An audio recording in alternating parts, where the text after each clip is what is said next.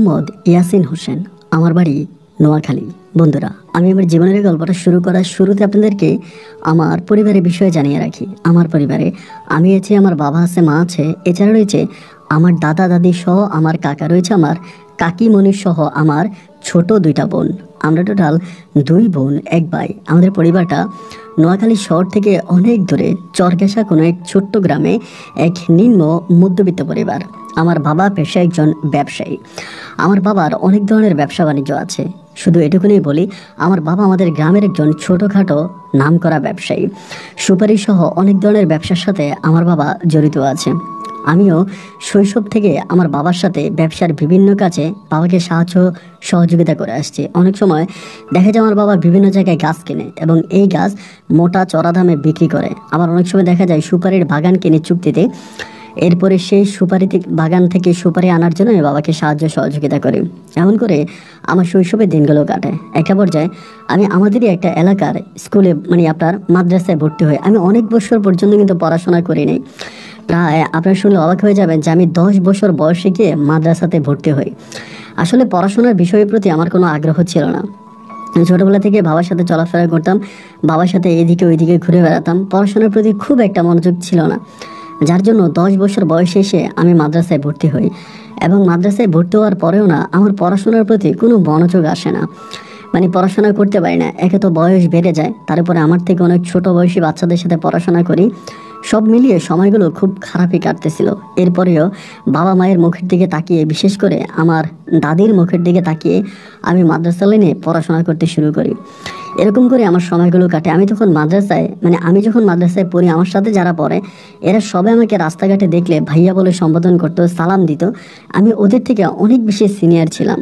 এরপরে মাদ্রাসায় পড়তে পড়তে এক পর্যায়ে মাদ্রাসায় যখন আমি ক্লাস 7-এ পড়ি, তখন আমাদের পরিবারে একটা ঘটনা ঘটে। ঘটনাটা একটি ব্যতিক্রম ধর্মী। ঘটনাটা ছিল ঠিক এরকম যে আমার বাবা আমাদের গ্রাম থেকে অনেক দূরের কোনো একটা গ্রামে সুপারি কিনে, সুপারির বাগান কিনে। তো সুপারি বাগান কেনার পরে তো বাবা যেহেতু সুপারি বাগান কিনে ফেলছে, যারা সুপারির ব্যবসা বাণিজ্য করে তারা বিষয়টা ভালো বুঝবে। বাগান কিনে ফেলার পরে যদি ওই বাগান থেকে কোনো ধরনের সুপারি চুরি হয়ে যায়, তাহলে এটা কিন্তু যিনি বাগান মালিক ওনার উপরে কিন্তু যায় না। উনি বাগান বুঝিয়ে দিছে এবং টাকা নিয়ে নিছে। এরপরে যদি সুপারি চুরি হয়ে যায়, এটার দায়ভার কিন্তু বাগান মালিক নেবে না। তো আমার আব্বা তখন চুক্তিতে অনেকগুলো সুপারি কিনে এবং যেদিন কেনার পরে রাতের বেলা দিনের বেলায় আব্বা সুপারি কাটার সময় হঠাৎ করে অসুস্থ হয়ে পড়ে। হঠাৎ করে আব্বুর বুক ব্যথা বেড়ে যায়। এবং কেন হঠাৎ করে বুক ব্যথা বাড়ে এটা আমরা বুঝি না। তো আমরা আব্বাকে বাড়িতে নিয়ে আসি এবং ওই দিনে আমরা সুপারি কাটতে পারি নাই, সুপারি কাটা হয় নাই। তো সুপারি কাটতে পারি নাই বলে, এটা কিন্তু আমাদের এলাকা থেকে একটু দূরেই ছিল মোটামুটি। তো পরে হলো কি, আমার বাবা তখন সন্ধ্যার সময় বলতেছিল যে, ইয়াসিন, মনে হয়তো সুপারিগুলো রাত্রেবেলায় কোনো চোরেরা যদি কেটে নিয়ে যায় তাহলে কি করব? সুপারি বাগান তো পাহারা দেওয়া দরকার। তো আমি চিন্তা করতেছিলাম যে কি করব। সুপারি বাগান তো পাহারা না দিলে আসলেই তো রাতের বেলায় সুপারি চুরি হয়ে যাওয়ার একটা সম্ভাবনা থেকে থাকে। তো আমি তখন মায়েরে বললাম, মা তখন আমার কাকারে বলল, অনেকেই বললো, কিন্তু কেউই আসলে আমার সাথে ওইখানে গিয়ে সুপারি বাগান পাহারা দেওয়ার জন্য রাজি হয় না। আমার আব্বা তখন বড় দুঃখ করে বলতেছে, এত টাকা দিয়ে সুপারি বাগানটা কিনলাম, তাহলে বুঝি বাগানের সুপারিগুলো বুঝি চুরি হয়ে যাবে। গুটগুটে অন্ধকার রাতে যদি কেউ বাগান থেকে সুপারি নিয়ে যায় তাহলে কি আর দেখা যাবে? তো এরপরে রাত 9টার দিকে মা আর কাউকে না পেয়ে মা বললো, চলে আসিন, আমি আর তুই আমরা দুজনে মিলে সুপারি বাগান পাহারা দিতে যাব। আমি মায়েরা বললাম যে, না মা, তোমার যাওয়ার প্রয়োজন নাই, কারণ সুপারি বাগানের আশেপাশে কোনো ঘর বাড়ি নাই, কোথাও কোনো বিপদ হয় কিনা, কোনো সমস্যা হয়ে যায় কিনা, তুমি একটা মহিলা মানুষ, তোমার যেতে হবে না। আমি তো তখন মোটামুটি অনেকটাই বড় হয়ে গেছে, অনেকই বড়। পরে মা আমারে বলতেছে, না কোনো সমস্যা হবে না, রাত্রেবেলায় গিয়ে তুই আর আমি সুপারি বাগান পাহারা দিব, কিচ্ছু হবে না। আমরা যদি আলো বাতি জ্বালিয়ে সুপারি বাগানে বসে থাকি, তাহলে দেখা যায় রাতের বেলায় কেউ সুপারি বাগান থেকে সুপারি চুরি করতে আসবে না। আমি নিষেধ করা সত্ত্বেও আমার মা তখন জোর করে আমার সাথে সুপারি বাগান পাহারা দেওয়ার জন্য দূর গ্রামের কোনো এক চর এলাকাতে গেল। রাতের বেলায় সুপারি বাগান পাহারা দেওয়ার জন্য আমি আর মা তখন গেলাম, গিয়ে মোমবাতি জ্বালালাম এবং যে ধরনের আলোকবাতি জ্বালানো দরকার এগুলো জ্বালিয়ে আমি বসে আছি, গল্প গুজব করতেছি আমার দাদিকে নিয়ে বা বাড়ির অন্য মানুষদেরকে নিয়ে কথা বলতেছি। এমন সময় হঠাৎ করে বাগানের এক পাশ থেকে মনে হলো কে যেন সুপারি পাড়তেছে। গাছ থেকে সুপারি পড়লে যেরকম একটা শব্দ হয় না, এরকম একটা শব্দ তখন আমার কানে ভেসে আসলো। আমি মায়েরা বললাম, মা, আমার তো মনে হয় ওইদিকে কে জানি সুপারি পাড়তেছে। তো মা বললো চল তো ওইদিকে যাই। পরে হাতে টর্চ লাইট ছিল, টর্চ লাইট টিপ দিলাম, টিপ দিয়ে দেখলাম যে না, কাউকে দেখা যাচ্ছে না। এবং এরপরে যেটা হলো, একটু পরেই দেখা গেলো যে বাগানের অন্য কোনো একটা কর্নারে আবার সেখান থেকে সুপারি পাড়তেছে। মানে আপনার গাছ থেকে সুপারি নিচে পড়লে যে ঝুমুর করে একটা শব্দ হয় না, ওই শব্দটা হচ্ছে। এবার হওয়ার পরে আমি তখন একটু ভয় পেয়ে যাই, কী ব্যাপার, যদি টর্চ লাইট দিয়ে টিপ মারি তাহলে কাউকে দেখতে পাই না, মানে গাছেও কেউ নেই, নিচেও কেউ নেই, অথচ দূর থেকে সুপারি গাছ থেকে সুপারি পড়ার শব্দ স্পষ্ট শুনতে পাচ্ছি। মা আমাকে বলে আল্লাহ জানে কি হয়েছে, চল তো আমরা একটু বাগানের চারপাশটা ঘুরি। এবার বাগানের চারপাশটা আমি আর মা একসাথে ঘুরতে শুরু করি। বাগানের এই পাশ ওই পাশ চারপাশে ঘুরতেছি, বাট কাউকে আর দেখতে পাই না, কেউ আর নাই। মোটামুটি ঘন্টাখানিক ভালোই চলে, এবং ঘন্টাখানিক পরে এবার শুনতে পাই যে চারপাশ থেকে একই সাথে সুপারি পাড়তেছে। যখন এরকম চারপাশ থেকে একইভাবে সুপারি পাড়ার শব্দ শুনতে পাই, মা তখন বলে কি টর্চ লাইট টিপ দে। আমি তখন গাছের উপর টিপ দিয়ে দেখতে পাই যে গাছের উপরে কে জানি বসে আছে। আপনি দেখবেন সুপারি গাছগুলো অনেক চিকন হয়, এবং ওই গাছের উপরে যদি কেউ বসে থাকে তাহলে গাছটা কিন্তু একদিকে হেলে পড়ে, মানে ধুলে পড়ে, এরকম একটা অবস্থা। বাট ওই সুপারি বাগানে বিভিন্ন গাছের উপরে দেখি বিভিন্ন বয়সী মানুষ বসে আছে, কিন্তু ভাই গাছগুলো নড়তেছে না, মানে গাছও লড়ে না, গাছগুলো একদিকে ঢুলেও না, এবং ভিন্নভাবে এগুলো বসে আছে। তো আমি মারে বলতেছি, মা এটা কি হলো? মা তখন মানে একটু শব্দ করে বলতেছি, কে এখানে, এই সুপারি পাড়তেছেন কে কে? জোরে জোরে 2-3 বার শব্দ করি, কিন্তু এরপরেও ওই গাছে থাকা মানুষগুলো কোনো শব্দ করে না। এবং একটু পরেই ওই গাছ থেকে আমাদেরকে সুপারি মারতে শুরু করে, মানে গাছের উপর থেকে সুপারি মারতে শুরু করে, এবং ভয়ঙ্কর আকৃতিতে হাসতে শুরু করে, মানে ভয়ঙ্কর বিশ্রী কণ্ঠে হাসতেছে। এবং ওই হাসি আর সুপারি মারা দেখে আমি আর আমার মা তখন বুঝতে আর মানে আমরা তখন আর বুঝতে আমাদের বাকি ছিল না যে এরা কোনো মানুষ না। মুহূর্তের মধ্যে আমি ওই জায়গার মধ্যে সেন্সলেস হয়ে যাই, জ্ঞান হারিয়ে ফেলি। আমার ঠিক কোনো কিছু তো মনে নেই, জ্ঞান হারিয়ে ফেলি। এবং এরপর আমার মাও জ্ঞান হারিয়ে ফেলে। মাও কি এটা আমি জানি না। আমার জ্ঞান হারিয়ে ফেলার আমি অনেকক্ষণ পরে যখন ফজরের আজান দেয়, ওই ফজরের আজানের মুহূর্তে আমার তখন জ্ঞান ফিরে আসে। কত ঘন্টা আমি অজ্ঞান অবস্থায় ছিলাম তার কোনো সীমা নেই। এবং যখন ফজরের আজান দেয়, আজানের শব্দ যখন আমার কানে আসে, তখন আমার জ্ঞান ফিরে আসে। এবং জ্ঞান ফিরে আসার পর আমি দেখি যে একইভাবে আমার মাও আমার পাশে শুয়ে আছে। আমার রাতের কথা মনে হয়েছে, আমি তখন মায়ের ডাকতেছি, ওমা উঠো, ওমা উঠো।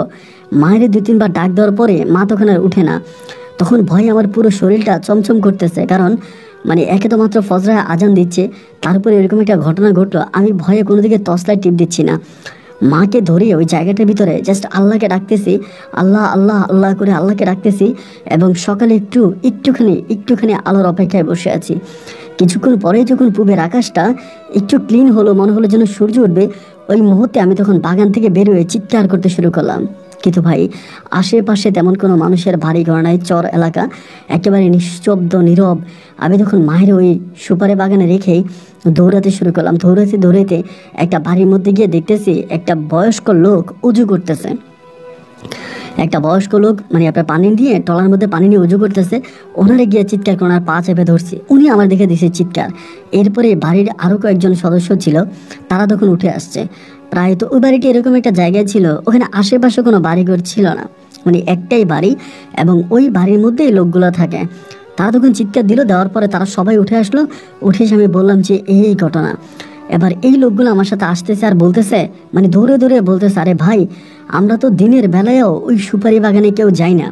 ওই সুপারি বাগান আমাদের এলাকার দখলের একটা জায়গা।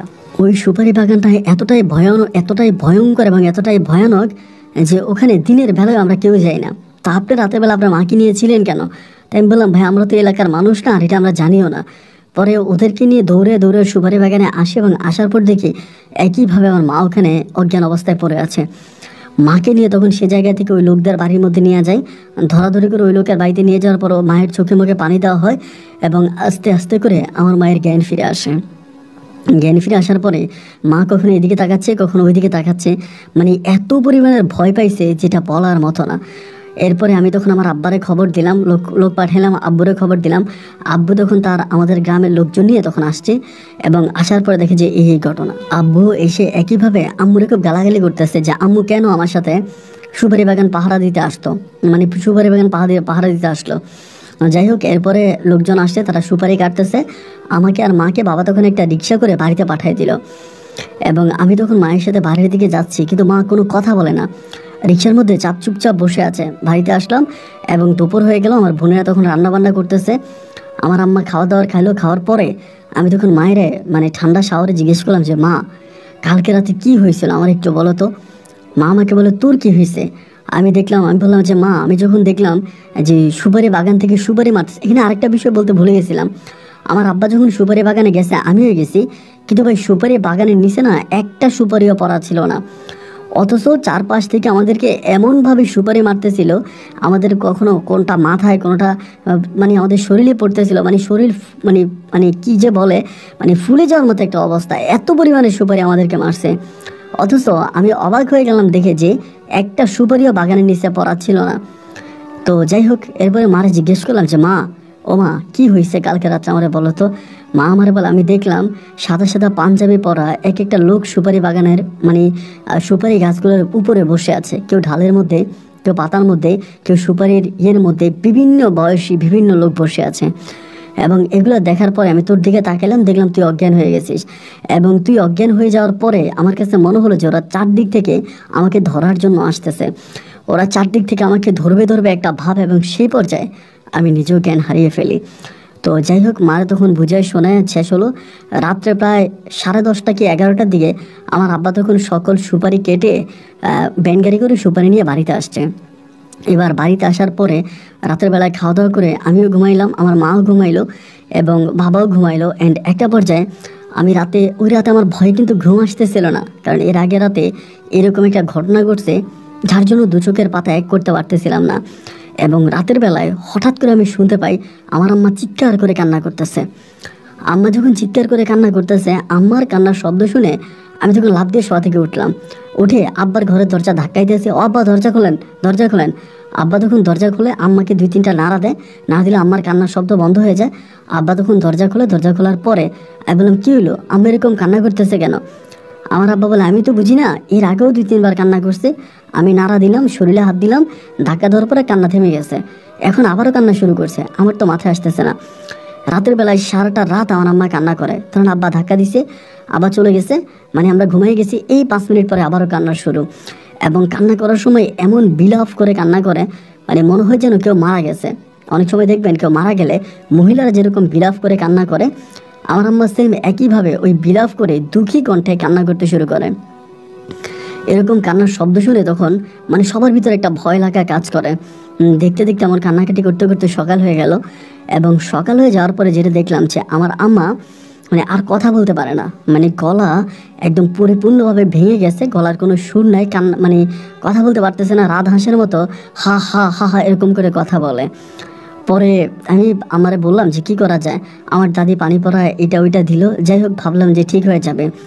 রাতটা মানে দিনটা পেরিয়ে আবারও সন্ধ্যা নেমে এলো, এবং রাতের বেলা আমার আম্মা যখন ঘুমাইতে গেল একইভাবে গতকালকে রাতের চেয়েও আজকে রাতে কান্নার শব্দ আরও বেশি। আমার আম্মা এমনভাবে চিৎকার করে কাঁদে, আশেপাশের ঘরের মানুষগুলো আমার আম্মার কান্নার শব্দে ঘুম থেকে উঠে যায়। এই রাতেও আম্মা কান্নাকাটি করতে করতে কাটালো। এবং পরের দিন সকালবেলা মারা যখন জিজ্ঞেস করলাম যে মা কি হয়েছে, এরকম করে রাতের বেলায় কান্নাকাটি করো কেন, মা আমাকে বলে বাবারে আমি ভয়ে কান্না করি। কিসের ভয়? আম্মা বলে চারপাশ থেকে অনেকগুলো লোক এসে আমাকে ধরে, এক একটা সাদা পাঞ্জাবি পরা, যাদের মাথা আসমানে লেগে আছে, পা মাটিতে আছে, এরকম সাদা সাদা ধবধবা পাঞ্জাবি পরা এই লোকগুলো আমার সামনে এসে আমার ঘাড় চেপে ধরে, আমার চুল টানে, আমার হাত ধরে টানাটানি করে। আমি ওদের হাত থেকে বাঁচার জন্য চিৎকার করে কান্না করি। 11টার দিকে, দিনের 11টার দিকে আমার দাদি তখন আমারে বললে, ইয়াসিন একটা কাজ কর, আমার কাছে তো বিষয়টা ভালো মনে হচ্ছে না, তোর আম্মার যে পরিস্থিতি বা পরিণতি এটা দেখে তো আসলে আমার কাছে ভালো লাগতেছে না, আমার তো মনে হয় যে এটা অন্য কোনো সমস্যা হবে।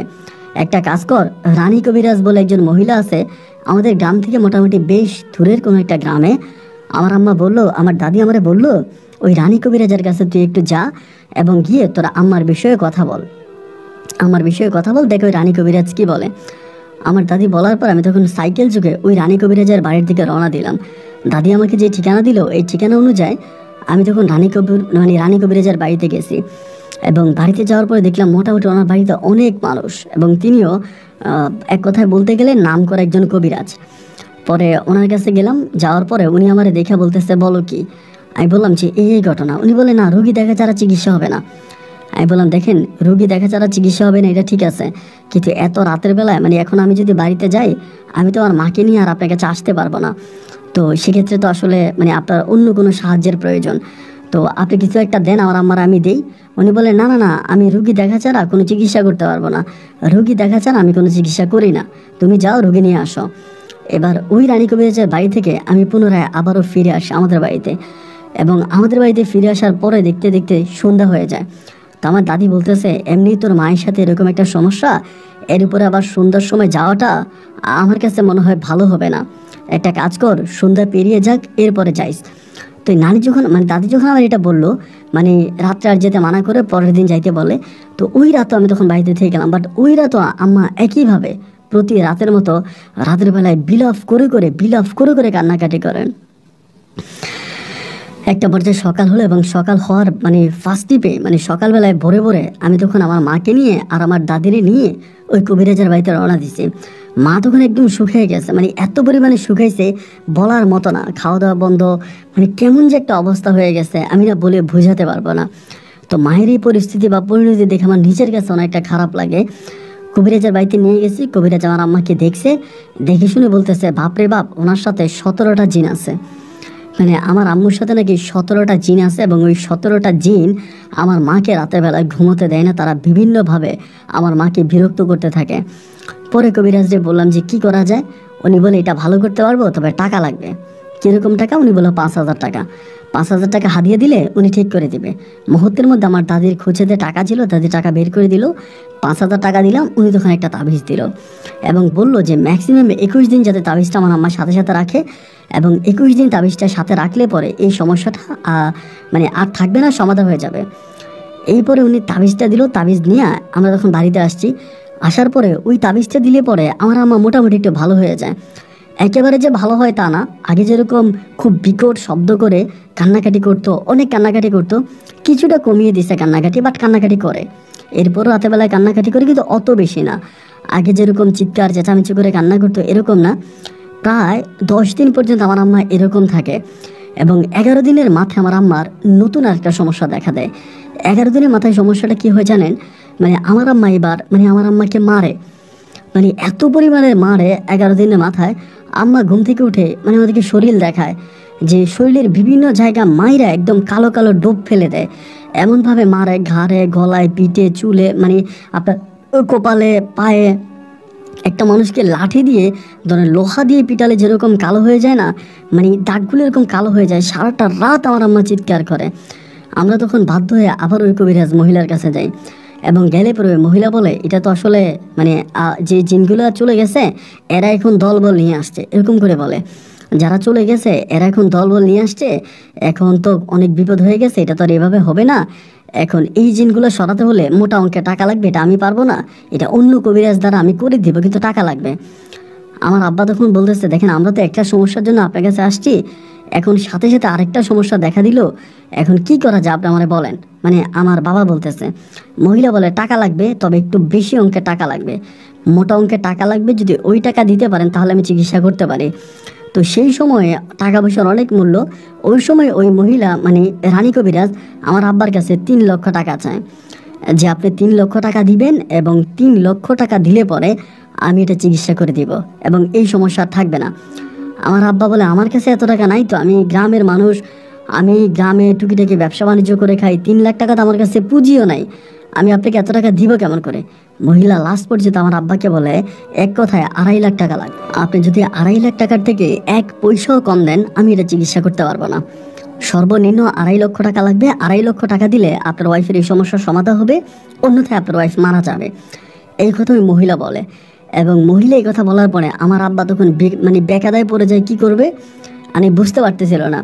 পরে আমার আব্বা অন্য বড় বড় আরও যেরকম আশেপাশে কবিরাজ আছে না ওদের কাছে নিয়ে যায়, এবং সব কবিরাজগুলো একটা কথাই বলে আমার আম্মার শরীরে জিন চালান করা হয়েছে, এবং একটা কথাই সবাই বলে যে আম্মার হাতের মধ্যে যে তাবিজটা পরানো হয়েছিল, মানে ওই রানী কবিরাজ যে তাবিজটা পরাইছিল, উনি ওই তাবিজটা যে পরাইছে মূলত ওই তাবিজটা ছিল আমার মাকে কালো জাদু করা। মানে আমরা যে রানী কবিরাজের কাছে গেছি ওই মহিলাই আমার আম্মাকে কালো জাদু করে। আমার আম্মার জিনের একটু সমস্যা ছিল ঠিক আছে, কিন্তু অত বড় না, এটা আস্তে আস্তে করে ঠিক হয়ে যাইতো। জিনগুলো হয়তো কয়েকদিন আমার আম্মাকে বিরক্ত করতো, অ্যান্ড একটা পর্যায়ে সব কিছু ঠিক হইতো, কিন্তু এখন যে পরিস্থিতি হয়ে দাঁড়িয়েছে ওই পরিস্থিতির মধ্যে আমার আম্মা কিন্তু আর ঠিক হবে না। উনি ডিরেক্টলি বলে যে এই এখন আর ঠিক হবে না, এখন ওনার অবস্থা আরও খারাপ হয়ে যাবে, আরও খারাপের দিকে যাবে। যদি পারেন যত দ্রুত পারেন ওই মহিলাকে দিয়ে, মানে যে কবিরাজ রানী কবিরাজ, ওই রানী কবিরাজকে দিয়ে জিন ছাড়ানোর ব্যবস্থা করেন, তা না হলে মহিলা মারা পড়বে। মানে আমার আব্বা তখন বিভিন্ন লোক দিয়ে মহিলার কাছে খবর পাঠায় এবং আমার আব্বা মহিলার কাছে যায়, মহিলাকে বলে যে আমরা ভালোর জন্য আপনার কাছে আসলাম, আপনি উল্টা আমার ওয়াইফকে জিন চালান করে দিলেন, এইটা আপনি কী করলেন। মহিলা তখন আমার আব্বার উপরে খুব রেগে যায় যে আপনি এটা কী বলেন, আমি আপনার ওয়াইফকে জিন চালান করছি, মানে আমি কেন জিন চালান করতে যাব, এইটা সব ফালতু কথা, মিথ্যা কথা। আপনারা আসছেন চিকিৎসার জন্য, অন্য কবিরাজের কাছে গেলে তো বলবেই, কারণ এক কবিরাজ আরেক কবিরাজের দেখতে পারে না, এটাই স্বাভাবিক। তো ওনাদের যদি ক্ষমতা থাকে তাহলে ওনারা কেন এটা করে না, ওনারা কেন ঠিক করে দেন আপনার ওয়াইফকে, আপনি আমার কাছে আবার কেন আসছেন। আমার আব্বা বলে দেখেন আপনি জিন চালান করছেন, আমার বউকে আপনি কালো জাদু করছেন এবং কালো জাদু করে আপনি আমার ওয়াইফের উপরে আপনি খারাপ জিন দিয়ে দিয়েছেন এবং ওই খারাপ জিন আমার বউর ক্ষতি করতেছে। মহিলা বলে দেখেন আপনার সাথে ফালতু কথা বলে সময় নষ্ট করার মতো সময় আমার হাতে নাই, আমি যেটা বলছি এটাই যদি পারেন আপনি 2.5 লক্ষ টাকা দেন, আমি আপনার বউকে ভালো করে দিব, অন্যথায় আপনার যা ইচ্ছা আপনি তাই বলেন, আপনার যেটাই চাপে সেটাই করেন, এই বিষয়ে আমি আর আপনার সাথে কোনো কথা বলতে চাই না। মহিলা ডিরেক্টলি আমার আব্বুর সাথে কথাবার্তা বলাই বন্ধ করে দেয়। আমার আব্বু তখন বড় বিপদে পড়ে যায়, বাড়িতে এসে কান্নাকাটি করে। এনিওয়েতে আমরা অনেক ছোট ছোট কবিরাজের কাছে আমার আম্মাকে নিয়ে যাচ্ছি, কিন্তু সবার কবিরাজ একটা কথাই বলে আমার মাকে কালো জাদু করা হয়েছে এবং ওই কালো জাদুর প্রতিফলই হচ্ছে আমার আম্মা এরকম হয়ে গেছে। তো ওই বাড়িতে যাইতাম আসতাম অনেক দিন, আমি নিজেও গেছি, কিন্তু কোনো কাজ হলো না। শেষ পর্যন্ত আমাদের শেষ যে জমিটুকুন ছিল, মানে আমাদের জমি, আমার আব্বা এই সবগুলো জমি বিক্রি করে, এরপরেও আরেকজনের কাছ থেকে ঋণ নিয়ে আমার আব্বা ওই রানী কবিরাজকে দেয় 2.5 লক্ষ টাকা এবং 2.5 লক্ষ টাকা ওই রানী কবিরাজকে দিলে পরে ওই কবিরাজ আমার আম্মার শরীর থেকে জিন ছাড়াই দেয়। মানে প্রায় 5 দিনের মাথায় আমার আম্মা সম্পূর্ণভাবে সুস্থ হয়ে যায়, সম্পূর্ণভাবে আমার আম্মা ভালো হয়ে যায়। আমার আম্মার মাঝে এই ধরনের আর কোনো সমস্যা থাকে না। তবে আমরা যত কবিরাজের কাছে গিয়েছিলাম সব কবিরাজগুলো একটা কথাই বললো যে রানী কবিরাজ তিনি আমার আম্মার উপরে জিন চালান করছে এবং ওই জিন চালানের প্রতিফলেই হচ্ছে আমার আম্মার এই সমস্যাটা দেখা দিছে বা আমার আম্মা এমনটা হয়েছে। তো যাই হোক, আমরা আর কী করবো, আমরা তো আর কবিরাজের সাথে যুদ্ধ করতে পারবো না। আমার আম্মা যে ভালো হয়েছে, আমার আম্মা যে সুস্থ হয়েছে, এটার জন্য আল্লাহর কাছে আমরা লাখো কোটি গুণ শুকরিয়া। আমরা আর কোনো কিছু চাই না, আমরা আল্লাহর কাছে এই নিয়েই শুকর। যাই হোক, আমার মা তখন সম্পূর্ণ ভালো হলো। এরকম করে সময়গুলো কাটতেছে, এরকম করে দিন রাতগুলো কাটতে কাটতে একদিন হলো কি, আমাদের পার্শ্ববর্তী গ্রামে একটা ওয়াজ ছিল, মানে আপনার ওয়াজ বলতে একটা উরুস ছিল আর কি, একটা মাজার ছিল। ওই মাজারে উরুস হয়, ওই মাজারটা হচ্ছে এটা দিঘির পারে। তো দিঘির পারে ওই মাজারে অনেক বড় উরুস হয়, বিভিন্ন লোকজন আসে ওইখানে উরুসের মধ্যে। তো আমিও সেই উরুসে গেছিলাম, মানে উরুসের মধ্যে গেলাম ইয়ের মধ্যে, এবং উরুসের মধ্যে গিয়ে আমি একটা দোকানে বসে আছি, দোকানে একটা কর্নারে বসে আছি। এমন সময় বোরকা পরা একটা মেয়ে, মানে বোরকা পরা হিজাব পরা, এই মেয়েটা আমাকে দেখে ডাক দিল যে ইয়াসিন ভাই, এমন করে ডাক দিল। এবং 2 বার ডাক দেওয়ার পরে আমি তখন চিন্তা করলাম কি আমার এটা ডাকতেছে কে। পরে আমি তখন কাছে গেলাম, কাছে যাওয়ার পরে আমার বলতেছে ভালো আছেন, এমনি বলে। আমি বললাম কি ব্যাপার, আপনি আমার নামও জানেন, আমি তো আপনার চিনি না। পরে বলে মুখ দেখলে চিনবেন। আমি বললাম আচ্ছা ঠিক আছে দেখি। পরে মেয়েটা বোরকার মুখোশটা খোলে এবং বোরকার মুখোশটা খুললে পরেও আমি ওরে চিনতে পারি না। পরে আমি বললাম যে আমি তো আপনার চিনি না, আপনার কখনো দেখছি বলে তো আমার মনে হয় না। বলে আমার নাম ভাবনা।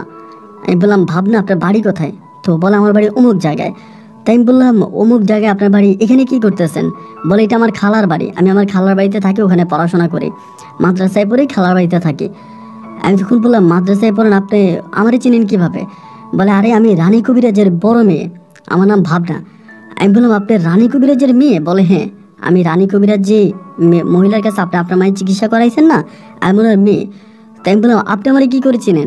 বলে আপনি আর আপনার আব্বা অনেকবার গেছিলেন ওখানে, ওই জায়গার মধ্যে গেছেন, আমার আম্মুর সাথে কথা বলছেন আপনার আম্মুর সমস্যা নিয়ে। একদিন তো আমাদের বাড়িতে আপনারা খাওয়া দাওয়াও করছেন, আমি তো আপনাদেরকে খাবার দাবার দিয়ে আসছি, আপনি মনে হয় ভুলে গেছেন, কিন্তু আমার মনে আছে। তা আমি আসলে তখন তো আম্মুর বিষয়টা নিয়ে খুব বেশি টেনশনে আছি, মানে কোনো কিছুই তখন আর বুঝতাম না, কারোর সাথে কথা বলা বা এইসব কোনো কিছুই মাথায় ছিল না। জাস্ট একটা জিনিসে চিন্তা করতাম, আমার আম্মু কবে ভালো হবে, আম্মু কবে ঠিক হবে, এবং আম্মুর জন্য ওয়েট করা, আমার আম্মুকে ভালো করার জন্য আমার মানে জাস্ট আমি আম্মুর জন্য মানে টেনশন করতেছিলাম। তো কোনো মেয়ে বা এটা ওইটা ওইসব দিকে তাকানোর টাইম আমার ছিল না। যাই হোক, মেয়েটা তখন আমাকে বললো, আমি বললাম যে আপনার খালার বাড়ি কোথায়? পরে দেখাই দিল এটা আবার খালার বাড়ি। তা আমরা বলে যে ভাইয়া কিছু না মনে করলে আইসেন মাঝে মাঝে, আমরা কিন্তু প্রতিদিন বিকালবেলা এই যেখানে উরুস হয় না, এখানে আমরা সবসময় আসি বিকালবেলা। এবং মেয়েটাকে দেখে অনেক প্রাণবন্ত মনে হলো, মানে অনেক প্রাণবন্ত, অনেক হ্যাপিনেস, এবং সে আমার সাথে কথা বলার জন্য অনেক আগ্রহী। আমি বললাম প্রতিদিন? বলে হ্যাঁ, প্রতিদিন আমরা বিকালবেলা এখানে আসি এই দিঘির ঘাটে, এবং দিঘির পাড়ে এসে আমরা অনেক গল্প গুজব করি, আড্ডা টাড্ডা মারি, অনেক মজা মাস্তি করি। যদি আপনি মনে করেন আসবেন তাহলে আপনি আইসেন। তো ওই সময় কিন্তু মোবাইল অত বেশি হাতে হাতে ছিল না, মানে মোবাইলের জামান অতটা ছিল না। পরে আমি বললাম আচ্ছা ঠিক আছে, সমস্যা নাই। পরে মেয়ের সাথে কথাবার্তা বলে আমি চলে আসতেছি বাড়ির পথে, এবং বাড়ির পথে আসতে আসতে হঠাৎ করে আমার মাথার মধ্যে একটা খারাপ জিনিস খেলে বসে। মানে এখন মনে হচ্ছে জিনিসটা খারাপ আর কি, তখন তো আসলে বুঝতে পারি নাই। হঠাৎ করে আমার মাথায় আসলো যে ওই রানী কবিরাজের মেয়ে ভাবনা, ওই রানী কবিরাজ তো আমার আম্মার অনেক বড় ক্ষতি করছে। শুধু ক্ষতি না, আমার আম্মা এখনও কিন্তু অসুস্থ। এই যে আমার আম্মার উপরে জিন চালান করা হয়েছে, আমার আম্মার শরীরে যে আঘাতগুলো করা হয়েছে, মানে এখন আমার আম্মা সোজা হয়ে দাঁড়াইতে পারে না, এখন আম্মা লাঠি ভর দিয়ে আমার আম্মা হাঁটে, এমন একটা অবস্থা। পরে আমার মাথায় মনে হলো ওই রানী কবিরাজের মেয়ে আমার মায়ের, মানে রানী কবিরাজ আমার মায়ের এত ক্ষতি করলো, এবং আমার কাছ থেকে এতগুলো টাকা পয়সা নিয়ে গেল, আমাদের মানে ধানি জমি যা ছিল সব বিক্রি করে 2.5 লক্ষ টাকা নিয়ে গেল শুধু শুধু। তা আমি ওই রানী কবিরাজের মেয়ের একটা ক্ষতি করব, মানে একটা ক্ষতি করার জন্য তখন আমার মনে ইচ্ছা জাগলো। এবং সেই মানে তার উপরে প্রতিশোধ নেওয়া বা রানী কবিরাজের উপরে প্রতিশোধ নেওয়ার চিন্তা ভাবনা করে আমি রানী কবিরাজের ওই মেয়ের সাথে এর পরের দিন আবারও দেখা করার জন্য বিকেলবেলা ওই উরুসের ওখানে আসি। তো উরুস তো একদিনে হয়, এবং এর পরের দিন উরুস শেষ, মানে ওই দিনে উরুস শেষ, এবং এরপর দিন ওই দিঘির ঘাটটা পুরো ফাঁকা থাকে। ওখানে যাওয়ার পরে দেখি 5-7টা মেয়ে একসাথে দিঘির পাড়ে হাঁটতেছে, মানে দিঘির পাড়ে হাঁটতেছে। এবার আমাকে দেখি তো ভাবনা তখন ধরে আসছে, আয়সা বলতেছে কি ব্যাপারে ইয়াসিন ভাই, আজকে আবার এখানে আসছেন? আমি বললাম আপনি না বললেন যে আপনি দিঘির পাড়ে হাঁটেন, আপনাকে দেখতে আসছি। পরে আমারে বলে আমাদের দিঘির পাড়টা অনেক বড়, অনেক সুন্দর, আপনি চাইলে পুরোটা পাড় আমাদের সাথে হাঁটতে পারেন। এরপরে বাকি মেয়েগুলোকে নিয়ে ও আমার সাথে দিঘির পুরো পাড়ে হাঁটতেছে, ডান পারে বাম পারে এ পারে ও পারে, অনেক পারে আমাকে নিয়ে ঘুরে ঘুরে হাঁটতেছে। এবং আমার কাছে না ভাই অনেকটা ভালো লাগতেছে, অনেক দিন পরে মনে হলো প্রাণ খুলে নিঃশ্বাস নিতে পারতেছি, অনেক দিন পরে মনে হলো ভিতরের কষ্টগুলো কেমন জানি ভুলে যাচ্ছি। যদিও মেয়েটার চোখে মুখে আমার জন্য অনেক টান ছিল, অনেক ভালোবাসা ছিল, কিন্তু আমার ভিতরে না এই মেয়েটার উপরে প্রতিশোধ নেওয়ার একটা আকাঙ্ক্ষা ছিল। এরকম করে সেদিন মাগরিব পর্যন্ত ঘোরাফেরা করি, ওই দিন চলে আসি, এবং এরপরের দিন নিয়ম করে আমি আবারও মাগরিবের আসরের পরে ওই মেয়ের সাথে দেখা করার জন্য ওই দিঘির পাড়ে আবারও যাই। ওখানে কিন্তু একটা মেয়ে থাকে না, মানে এই বাড়ির যতগুলো মেয়ে আছে সবগুলো মেয়ে এরকমটাই করে।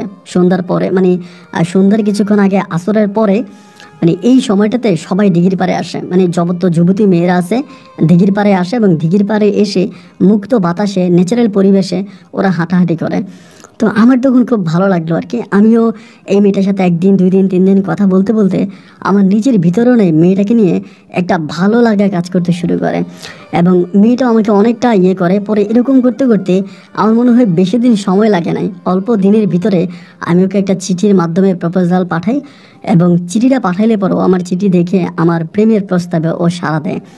মানে চিঠি পাঠায় এবং চিঠি দেখেও আমার সাথে রিলেশন করার জন্য রাজি হয়। আমি প্রতিদিন বিকেলবেলা দিঘির পাড়ে যাইতাম একটা চিঠি নিয়ে, এবং ওই চিঠি ওর হাতে দিতাম, ও গিয়ে চিঠি পড়তো, এবং পরের দিন বিকেলে আবারও ওই দিঘির পাড়ে আইসা ও আমাকে চিঠির উত্তর দেওয়া যাইত, আমি চিঠির উত্তর নিয়ে ঘরে আসতাম। মানে এরকম করে দুজনের মাঝে অনেকটা রোমান্টিকতা জমে যায়, অনেকটা প্রেম জমে যায়, অনেকটা ভালোবাসাবাসি জমে যায়। এরকম করতে করতে দুজনেই প্রায় অনেকটা গভীর হয়ে যায়। এক পর্যায়ে আমি ওরে জিজ্ঞেস করলাম যে ভাবনা, আমি যে তোমার সাথে রিলেশনে আছি বা আমি যে তোমার সাথে প্রেম করতেছি, এগুলো কি তুমি কখনো তোমার মাকে বলো, বা তুমি যদি বাড়িতে যাও তোমার আম্মাকে বলো কি না? আমাকে বলে না না না, এসব বিষয়ে আমি আম্মাকে বলতে যাবো কেন, এসব বিষয়ে আমি আমার মাকে বলি না। আমি বলি দেখো খবরদার, তোমার আম্মাকে কিন্তু এসব কোনো বিষয়ে বইলো না, কারণ তোমার আম্মা অনেক ডেয়ারিং টাইপের একজন মহিলা, এবং তিনি যদি এরকম জানে যে তোমার সাথে আমার কোনো সম্পর্ক আছে বা আমাদের মাঝে কোনো প্রেম ভালোবাসা আছে, তাহলে কিন্তু তোমার আম্মা আমাদের ক্ষতি করবে, মানে তোমার সাথে আমাকে একসাথে থাকতে দিবে না, এবং দুজনের মাঝে এক ধরনের একটা ব্যাঘাত সৃষ্টি করাবে, এটা তুমি করো না। আমাকে বলে আরে না, আমি তো কখনোই আম্মাকে বলবো না, এবং আমার আম্মাকে জানাইলে অনেক বড় সমস্যা হবে, আমার আম্মা আমাকে আমার খালার বাড়িতেও থাকতে দিবে না। আমি বললাম হ্যাঁ সেটাই। এরকম করে ওর সাথে আমার প্রেম ভালোবাসাগুলো যাচ্ছে। মাঝে মাঝে আমি যখন বিকেলবেলা যেতাম, মাগরিবের আজান দিয়ে দিত। মাগরিবের আজান দিলে পরে ও আমাকে বলতো আমি সবার সাথে বাড়িতে যাই এবং বাড়িতে যাব, তুমি দিঘির পাড়ে থাকো। এরপরে সন্ধ্যার পরে খাওয়া দাওয়া করে আমার নানা আমার খালা যখন ঘুমিয়ে যাবে, আমার খালু যখন ঘুমিয়ে যাবে, এরপর আমি এই জায়গায় আসবো তোমার সাথে দেখা করার জন্য, তুমি এখানে থাকো। এরকমভাবে ও আমাকে বলে যখন চলে যেত, আমি দিঘির পাড়ে দাঁড়িয়ে থাকতাম বা বসে থাকতাম।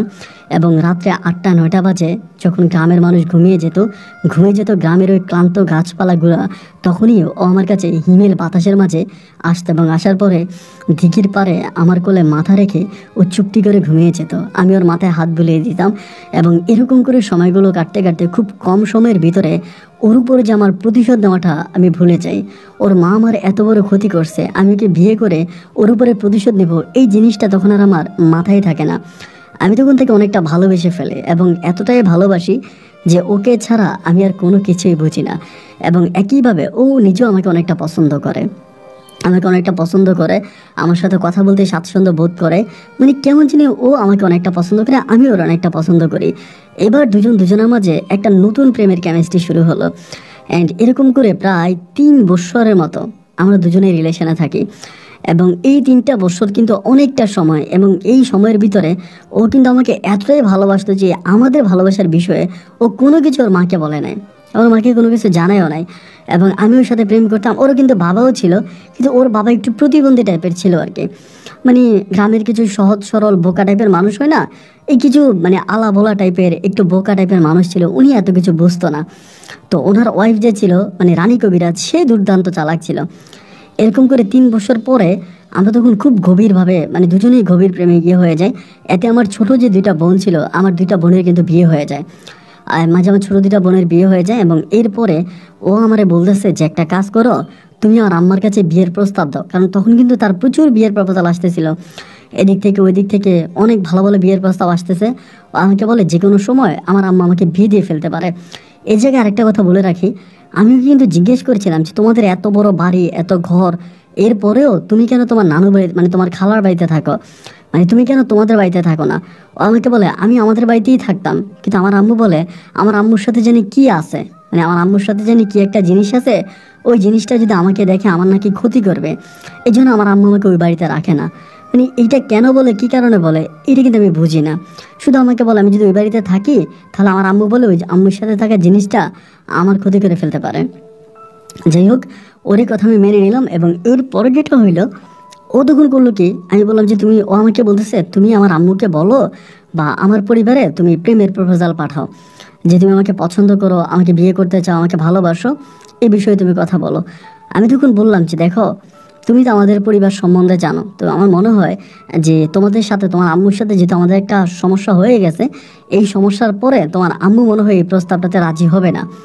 ও তখন আমাকে বলতেছে আরে বোকা, 3 বছর আগে আমার আম্মুর সাথে তোমার কি হয়েছে না হয়েছে, তোমাদের কি হয়েছে না হয়েছে, এগুলো কি আর এখন আমার আম্মুর মাথায় আছে নাকি? এটা কোনো বিষয়ই না, এটা কোনো কথাই না। তুমি আম্মুর কাছে প্রস্তাব দাও, তুমি দেখুনি আমার আম্মু রাজি হয়ে যাবে। আমার আম্মুর মাথায় এত কিছু থাকে না। আমি বললাম যে তাহলে কি তুমি আমাকে প্রপোজাল দিতে বলতেছো? আমাকে বললে হ্যাঁ অবশ্যই, তুমি আমার আম্মুর কাছে প্রেমের প্রস্তাব মানে বিয়ের প্রস্তাব পাঠাও, দেখবে আমার আম্মু রাজি হবে। পরে বেশ কয়েক মাস পরে আমি তখন এই বিষয়টা আমার আব্বুকে বললাম, মানে আমার আব্বাকে বললাম। এবং আব্বাকে বলা মাত্র আব্বা তখন মুহূর্তের মধ্যে খেপে গেল। না, আব্বা বলতেছে না, এটা হতেই পারে না, ওই মহিলা খারাপ, ওই মহিলা জন্মের খারাপ, এরকম খারাপ কোনো মহিলা হতে পারে না। এবং ওই মহিলার মেয়েকে তো আমি তোকে কোনোদিনও বিয়ে করে আনবো না। ওই মহিলা কবিরাজি করে, ভণ্ডামি করে, ওই মহিলার মেয়েকে আমি বিয়ে করে আনবো না। কোনোভাবে আব্বাকে আমি রাজি করাইতে পারতেছি না। একটা পর্যায়ে আমার আব্বা রাজি হয় না। এবং শেষ পর্যন্ত আমি তখন কী করলাম, এক পর্যায়ে বাধ্য হয়ে, আমি খুব সংক্ষেপ করে বলি এই ঘটনাটা, এক পর্যায়ে আমি বাধ্য হয়ে আমি তখন বাসা থেকে পালাইয়া যাই। এবং বাসা থেকে পালাইয়া আমি তখন ভাবনাকে বিয়ে করি। এবং বিয়ে করার পরে আমি তখন ভাবনাকে নোয়াখালী শহরের দিকে চলে যাই। ভাবনা তার পরিবারকে কিছু বলে না, আমি আমার পরিবারকে কোনো কিছু বলি না, না বলে নোয়াখালী শহরে চলে যাই। এবং নোয়াখালী শহরে আমি তখন থাকতেছি। এবং নোয়াখালী শহরে 2-2.5 মাস থাকার পরে একদিন আমি আমার আব্বুর সাথে যোগাযোগ করি। 2-2.5 মাস কিন্তু আমি আমার পরিবারে কারোর সাথে কোনো যোগাযোগ রাখি না, না আমার মা, না আমার বাবা, দাদি, দাদা বা কাকা, কারোর সাথেই যোগাযোগ রাখি নাই। 2 মাস পরে আব্বার সাথে একদিন দেখা করি এবং আব্বা তখন খুব মন খারাপ করে। আব্বা আমারে বলে যে ঠিক আছে তুই বউ নিয়ে বাড়িতে আয়, এটা বলে বউ নিয়ে বাড়িতে। আর এদিক দিয়া ভাবনা কিন্তু তার আম্মুর সাথে কোনো যোগাযোগ করে নাই, মানে কিছুই করে নাই। ও অবাক বিষয় আপনি চিন্তা করেন, আমি যেদিন ভাবনারে নিয়ে আমার বাড়িতে আসছি তার পরের দিনে ভাবনার মা আমাদের বাসায়, মানে রানী কবিরাজ এবং ওনার সাথে আরও দুইজন মানুষ আমাদের বাড়িতে চলে আসছে। মানে আমি যেদিন ভাবনাকে নিয়ে আসছি তার 2 দিন পরে, মানে তার পরের দিনে, তার পরের দিনে।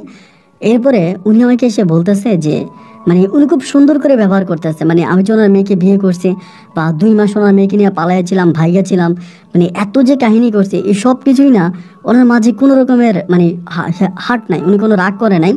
খুব সফট মাইন্ডে আমাকে বলতেছে যে যাও বার্তা হয়েছে, এখন তুমি সুখে আছো কিনা আমারে বলে।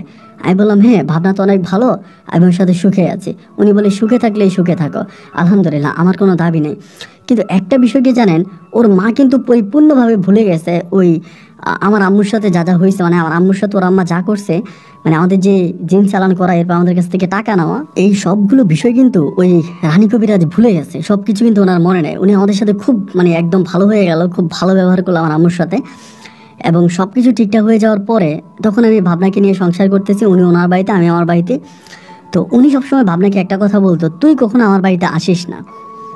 মানে এটা কেন বলতো ভাই আমি বুঝতাম না, শুধু এটা বলতো যে তুই কখনো আমার বাড়িতে আসবি না, তুই আমার বাড়ি থেকে দূরে থাকবে, আমার বাড়িতে কখনো আসবি না, কোনোদিনও আসবি না, এগুলো বলতো।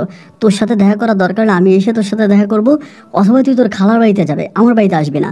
আর ওই বাড়িতে উনি কোনো যুবতী মেয়েকেও রাখতো না। মানে ওনার যে বাড়িটা, মানে ভাবনাদের যে বাড়িটা, ওই বাড়িটা সম্পূর্ণ আলাদা একটা বাড়ি ছিল। এই বাড়ির আশেপাশে কোনো বাড়িঘর ছিল না, একেবারে সম্পূর্ণ আলাদা একটা জায়গায় বাড়িটা। এবং ওই বাড়ির মধ্যে উনি কোনো যুবতী মেয়েকে রাখতো না। ধরেন আশেপাশে বাড়ির অনেক যুবতী মেয়েরা আসতো না, কোনো যুবতী মেয়ে দেখলে উনি তারাই দিত যে আমার বাড়ি থেকে চলে যা, মানে রাখতো না আর কি। কেন রাখতো না এটা আমি জানি না।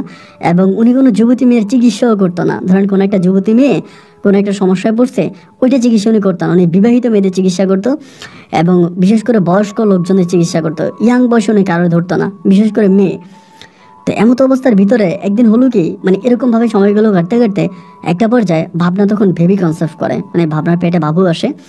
এবং আমার ভাবনার পেটে বাবু আসার প্রায় 8 মাসের মাথায়, তখন প্রেগনেন্ট 8 মাস, 8 মাসের মাথায় হঠাৎ করে একদিন ওর আম্মু অসুস্থ হয়ে যায়। মানে অসুস্থ বলতে এতটাই অসুস্থ হয় বলার মতো না, মানে জ্বরে পাগলের মতো হয়ে যায়, কথা বলতে পারে না, খুব খারাপ অবস্থা। খবর আসছে যে ওর মায়ের অবস্থা ভালো না, সন্ধ্যা থেকে খবর আসছে। তো ওর পেটে যেহেতু বাবু ছিল, আমি তখন আমার মায়ের বললাম, মা এই যাওয়াটা ঠিক হবে? আমার মা বলে যাওয়াটা ঠিক হবে না, কিন্তু ভাবনাকে ধরে রাখা যাচ্ছে না। ও বলে যে আর আম্মা অসুস্থ। আমি বলি তোমার আম্মাই তো বলছে যাতে তুমি না যাও, বা তোমার আম্মাই তো তোমাকে ওখানে যাইতে মানা করছে। আমাকে আমার আম্মা হয়তো আমার উপরে রাগ করে মানা করছে, আমার আম্মা হয়তো আমার উপরে অভিমান করে আছে, এই জন্য মানা করছে। তাহলে আমার আম্মা এরকম অসুস্থ, আমি কি না যেয়ে থাকতে পারি? আমি অবশ্যই যাব। আমি ওকে যতভাবেই বাধা দিলাম ভাই, ও আমার বাধা মানলো না। এবং বাধা না মেনে ও ওর মাকে দেখার জন্য চলে গেছে ওই বাড়িতে। এবং ওই বাড়িতে যেদিনও চলে গেছে, ওই বাড়িতে যাওয়ার পরে যেটা হইলো সেটা হচ্ছে ওর মা, আমিও ছিলাম, আমার মাও ছিল, আমরা 3 জন গেছি। আমার মা কিন্তু তখন মোটামুটি একটু ভালো হয়েছে, আগের চেয়ে একটু বেটার হয়েছে। এবং যাওয়ার পরে দেখা গেল কি, মানে ওর মা ওকে দেখে খুব মুখ কালো করে ফেলছে, মানে খুব অসুস্থ অবস্থা, মুখ কালো করে ফেলছে, করে বলতেছে তুই চলে যা, তুই বাড়ি থেকে চলে যা, তুই বাড়িতে থাকিস না, এই বাড়ি থেকে তুই চলে যা, এটা বলতেছে। পরে মানে খুবই অসুস্থ। পরে আমি বললাম, ভাবনা তোমার আম্মু তো বলতেছে চলে যাওয়ার জন্য, এই তুমি আমার সাথে চলো, আমরা চলে যাই। ও আমাকে বলে না আমি যাব না, আমার আম্মু এরকম অসুস্থ, আমি যাব না, এমন করে বলতেছে। পরে আমি বললাম যে কেন যাব না? ও আমাকে বলে না আমি যাব না।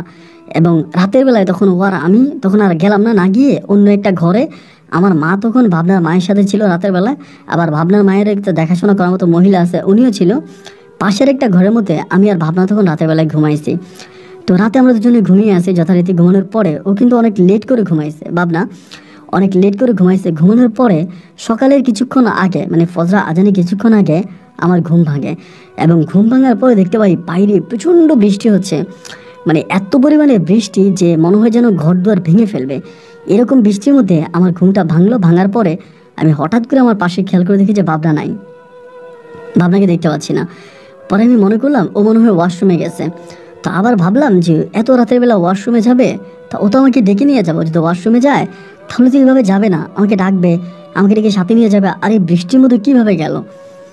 আমি যখন উঠলাম, ওঠার পরে টর্চ লাইটটা নিয়ে বেরোইলাম, ঘরের দরজাটা খুললাম, বাইরে দেখতেছি একদম ঘন অন্ধকার এবং মুষলধারে বৃষ্টি হচ্ছে, কিচ্ছু দেখা যাচ্ছে না। টর্চ লাইট টিপ দিয়ে হঠাৎ করে ওদের বাড়ির সামনে একটা আম গাছ আছে, মানে আমার কাছে মনে হয় আম গাছটার নিচে কেউ একজন বসে আছে। টর্চ লাইটে যখন টিপ দিলাম, মনে হলো আম গাছটার নিচে কেউ একজন বসে আছে। দেখার পরে আমি তখন আরো একটু ভালো করে টিপ দেওয়া দেখলাম যে মানে ও কিন্তু লাল জামা পরে আসছিল, মানে লাল একটা 3 পিস পরে আসছে। আমার ভাবনা তো মনে হলো যেন লাল একটা 3 পিস পরে কেউ একজন বসে আছে আম গাছের নিচে। আমার ভিতর তখন ভয়ও লাগলো। আর ওদের বাড়িটা এমনিতে একটু ভয়ঙ্কর বাড়ি, মানে নর্মালি অন্য বাড়িগুলোর মতো না। বাড়িটার মধ্যে কেমন জানি বাড়িটা একটু ভার হয়ে থাকে এবং বাড়ির ভিতরে এক ধরনের একটা ভয় লাগা কাজ করে। মানে নর্মাল বাড়িগুলোর মধ্যে যেরকম আপনি চলাফেরা করতে পারবেন বা সব কিছু ঠিক আছে, বাট এই বাড়িটার মানে কেমন জানি নিজের ভিতরে একটা ভয় লাগে, চলাফেরা করতে একটু একটু কেমন ভয় লাগে। পরে আমি তখন একটু সাহস করে এই বৃষ্টির মধ্যে ভিজতে ভিজতে এই গাছের নিচে গেলাম। গাছের নিচে গিয়ে দেখি যে হ্যাঁ, ওর চুলগুলো ছাড়া, মানে চুলগুলো চারদিকে ছিটিয়ে আছে, কেমন একটা অবস্থা বসে আছে। এবং নিচের দিকে তাকিয়ে ভাই আমি দেখে অবাক হয়ে গেলাম যে ওর 2 পায়ের দিকে রক্ত বেরোতে আছে, মানে রক্ত বেরোতে আছে এবং ভয়ানকভাবে রক্ত বেরোতে আছে। এটা দেখার পর আমি ওখানে চিৎকার দিছি, মানে চিৎকার দিয়ে তখন আমি দৌড়ে হচ্ছে ওর মায়ের এখানে আসছি। আইসা আমার মায়ের ডাক দিচ্ছে, ওর মা মনে হয় ঘুমিয়ে গেছে। আমার আম্মা তখন দরজা খুলছে, খোলার পরে আমি বললাম যে আম্মা এই ঘটনা। আম্মা তখন দৌড়ে আসছে, আমিও দৌড়ে আসছি। আইসা ওরে ধরছে, জায়গায় জ্ঞান হারিয়ে ফেলছে। ধরার পরও শুয়ে গেছে, অজ্ঞান হয়ে গেছে। এবার ধরাধরি করে আমি যে রুমে ছিলাম ওই রুমে আনছি। ওর মা একদম অজ্ঞানের মতো পড়ে আছে, মানে ওর মায়েরও কোনো সেন্স নাই, উনিও মনে হয় জ্ঞান হারিয়ে ফেলছে। আর ওর বাবা তো একটু মানসিক প্রতিবন্ধী টাইপের। আমি আর মা তখন ওর সেবা করতেছি, ওর হাত টিপতেছি, পা টিপতেছি, রক্ত বন্ধ করতে পারতেছি না। দেখতে দেখতে ফজরে আজান দিলাম এবং ফজরে আজান দেওয়ার পরে ও তখন আস্তে আস্তে করে চোখ খুলতেছে। মানে চোখ খুলে ওর মনে হইতেছে যে ওর শরীরটা পুরো দুর্বল হয়ে আছে, মানে এতটাই দুর্বল যে ও উঠতে পারতেছে না। আমি তখন ওরা জিজ্ঞেস করি যে ভাবনা, তুমি রাতের বেলা ওখানে গেলা কেন? তুমি রাতের বেলা আম গাছের নিচে কেন গেলা? ও আমাকে বলে তুমি না বললা তুমি তুমি টয়লেটে যাবা, আমি তোমার সাথে সাথে গেলাম টয়লেটে। তুমি আমাকে বললা আমাকে আম গাছের নিচে দাঁড়াইতে বললা আর তুমি টয়লেটে গেলা। আমি তো আম গাছের নিচে দাঁড়িয়েছিলাম, তুমি টয়লেটে গেলা, এরপরে কি হইলো? মানে ও বলতেছে আমি নাকি ওরে ডাকছি, ডাকে উঠেছি, উঠে আমি ওর সাথে বাথরুমে গেছি, মানে টয়লেটে গেছি। কিন্তু আমি তো উঠিনি, আমি তো শুয়েছিলাম। ও আমাকে বলে কি বলো তুমি শুয়েছিলা? আমি তোমার সাথে টয়লেটে গেলাম, তুমি টয়লেটে গেলাম, আমি আম গাছের নিচে দাঁড়াইছিলাম, এরপরে তুমি আর আসতেছো না। আমি তো ওখানে কি হয়েছে আমি জানি না। আমি বললাম তো তুমি কি বৃষ্টি দেখো নাই? ও বলে না, আমি তো কোনো বৃষ্টি দেখি নাই, আকাশে তো কোনো বৃষ্টি ছিল না। এখন ওকে বৃষ্টি কি আগে আসছে না পরে আসছে তা তো আর বুঝতে পারতেছি না। কিন্তু পরে আমি চিন্তা করলাম কি করা যায়। সকাল হয়ে গেল, সকাল হয়ে যাওয়ার পরে ওর মা তখন মোটামুটি একটু সুস্থ হলো সকালটায়। এবং হওয়ার পরে আমার আম্মা তখন ওর মায়ের কাছে বিষয়টা জানানোর পরে ও মা তখন কি করে ওকে গালাগালি শুরু করে যে আমি বারবার বলছিলাম না আসার জন্য, না আসার জন্য, ও আসলো কেন? ও তো না আসলেই ভালো হইতো। এরপরে কি করলাম, ওর আম্মা বলতেছে যে ঠিক আছে আপনারা চলে যান। ওর আম্মা বলতেছে, পরে আমি ভাবনা আমার আম্মা তখন কি করলাম, এটা রিক্সা দিয়ে আমি বাড়ির দিকে রওনা দিলাম। এবার বাড়ির দিকে আমরা সকাল সকাল চলে আসছি। জোহরে আজানটা দেওয়ার কিছুক্ষণ পরেই ভাই ও পেট ব্যথা বলে চিৎকার করতে শুরু করছে। এবং পেট ব্যথা বলে চিৎকার করতেছে, আমি ভাবলাম যে মানে কিছু ওষুধ নিয়ে আসি, যে পেটের ব্যথা করতেছে, কারণ ডাক্তারের দোকান তো আবার বন্ধ করে দিবে দুপুরে পরে। দৌড়ে আমাদের ওইদিকে একটা ফার্মেসি আছে, ফার্মেসিতে গেলাম। এবং ফার্মেসি থেকে বাড়িতে এসে দেখতেছি মানে আমার আম্মা দরজা ধাক্কাইতে আছে, আমার আব্বাও দরজা ধাক্কাইতে আছে। আমার একটা বোন ছিল বাড়িতে, আমার বোনও বাড়িতে মানে দরজা ধাক্কাইছে, দরজা খুলে না। আমি আম্মারে বললাম কি গো মা, দরজা ধাক্কাইতেছো, কি হয়েছে? আমার আম্মা বলে আরে তোর বউ ঘরের ভিতরে দরজা আটকায় দিছে, দরজা আটকায় দিয়ে ভিতরে খুব চিৎকার করতেছে। তো ভাই চিৎকারের শব্দটা কীরকম আমি তো আসলে এখানে বলতে পারতেছি না, খুব নোংরা একটা শব্দ চিৎকারের শব্দটা, যেটা মানে এরকম একটা শব্দ। পরে ও খুব আত্মনাদ, খুব ব্যথা পাইতেছে এরকম শব্দ। আমি তখন দরজাটা ধাক্কাইতে অনেক ধাক্কা দিয়ে আমি তখন দরজাটা খুলে ফেলি। এবং দরজা খোলার পরে আমি ভিতরে আমার বউকে যে অবস্থায় দেখতে পাই, আমি মানে কি বলবো, আমার মানে চোখ মানে আমার অজরে আমি তখন কান্না করে বসি যে আমার বউকে আমি এরকম একটা অবস্থায় দেখতে পাই। এবং ওরে দেখার পর আমি কাপড় দিয়ে ওর শরীরটারে ঢাকি আমি তখন ওইখান থেকে ওরে বের করি। এবং বের করে আনার পরে ওরে নিয়ে আমি বের করে আনছি, ঘরের দরজা আনছি। এই সময় দেখি ওর মা, মানে ওর মা কীভাবে আসলো, ওর মা তো অসুস্থ ছিল, এখন কীভাবে উনি একদম সুস্থভাবে উনি আসছে। আয়সা বলতেছে ওরে নিয়ে কই যাও? আমি বললাম ওরে নিয়ে ডাক্তারের কাছে যাইতেছে, ওর এই ঘটনা। পরে বলো ওরা আমার বাড়িতে পাঠাই দাও। ওর মা বললো ওরে আমার বাড়িতে পাঠাই দাও। এই কথা বলে ওর মা তখন কী করলো, মানে উনি যে কথাটা বললো মানে কেমন জানি একটু রাগান্বিত একটা কণ্ঠে বললো, এবং মানে কিছুটা কণ্ঠটা মানে ব্যতিক্রম একটা কণ্ঠ ছিল, মানে ওনার কণ্ঠের মতো মনে হচ্ছিল না। এরপরে উনি তখন চলে গেছে, মানে এখান থেকে উনি চলে গেছে, মানে উনি সাথে সাথে রিক্সা নিয়ে আসছে, আবার রিক্সা নিয়ে সাথে সাথে ব্যাক করে চলে গেছে। এবার আমি চিন্তা করতেছি কী রে এরকমটা হইতেছে, মানে ঘটনাটা কি? ঘটনা তো কোনো কিছু বুঝতে পারতেছি না। মায়েরে বললাম মা কী গো? মা বলে যেহেতু ওর মা কবিরাজ, যেহেতু ওর মা নিতে বলছে তাহলে ওই বাড়িতে নিয়ে যাই, এবং সেখানে নিলে মনে হয় কোনো না কোনো একটা চিকিৎসা হবে, তা ওইখানে চল। পরে আমরা আর একটা মানে ভ্যান গাড়ি ঠিক করে আমার মায়ের আর আমার বউয়ের নিয়ে তখন আমি রওনা দিছি। ভাই ভ্যান গাড়ির মধ্যে আমার বউ এমন চিৎকার করতেছে বলার মতো না, মানে প্রচুর চিৎকার করতেছে। এমন করতে করতে আমি তখন কি করলাম, এই ওর বাড়িতে নিয়ে গেছি। ওদের বাড়িতে নিয়ে যাওয়ার পরে যেটা দেখলাম, ওর মা মানে খাটের মধ্যে শুয়ে আছে। ওর মায়ের অবস্থা এত খারাপ, মানে শোয়া দিকে উঠতে পারে না। অথচ এই মহিলা একটু আগে মানে আপনার কিছুক্ষণ আগে আমাদের বাড়িতে গেল, গিয়ে আমার বউরে বললো ওনার বাড়িতে নিয়ে আসার জন্য, অথচ উনি এখন এই অবস্থা।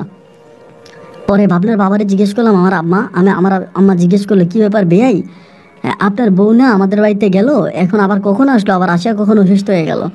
তো ভাবনার বাবা তো একটু প্রতিবন্ধী টাইপের, উনি বলে কই ভাবনার মা তো কোথাও যায় নাই। আমার আম্মা বলে, কি বলেন কোথাও যায় নাই, আমাদের বাড়িতে গেল, গিয়া বলল যে ভাবনারে নিয়ে আসার জন্য।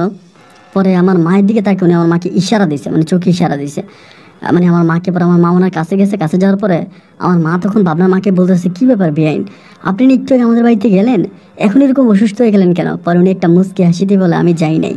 পরে আমার মা বলে, আপনি জান নাই মানে? আমরা তো নিজের চোখে আপনাকে দেখছি। বলে, যেটা দেখছেন আপনাদের দেখাও ঠিক, আর আমি যে যাই নাই সেটাও ঠিক।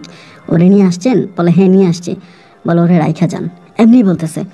আমার আম্মা বলে, এটা কী বলেন আপনি, আপনি অসুস্থ মানুষ, ও তো অসুস্থ, এখন কারে কে দেখবে? তো আমার আম্মা বলে, ঠিক আছে তাহলে আমি আর ইয়াসিন এই বাড়িতে থেকে যাই। ওর মা বলেন, না আপনার কেউ থাকার দরকার নেই, আপনারা চলে যান। পরে আমার আম্মা বলতেছে, কি বলেন আমরা চলে যাব, এটা কি ধরনের কথা, আমরা চলে যাব কেন? বলে, চলে যান আপনারা, আপনারা চলে যান। তো আমি বললাম যে দেখেন, ওর তো এরকম একটা অবস্থা হয়েছে, এখন ওর পেটের বাচ্চাটার কোনো ক্ষতি হলো কি না, ঠিক একটু ডাক্তার দেখানো দরকার। উনি বলে, কোনো ডাক্তার দেখাইতে হবে না, আপনারা চলে যান। মানে আমাদেরকে বিদায় করার জন্য ওর মা খুবভাবে একটু রাগান্বিত কণ্ঠে বলতেছে চলে যাওয়ার জন্য।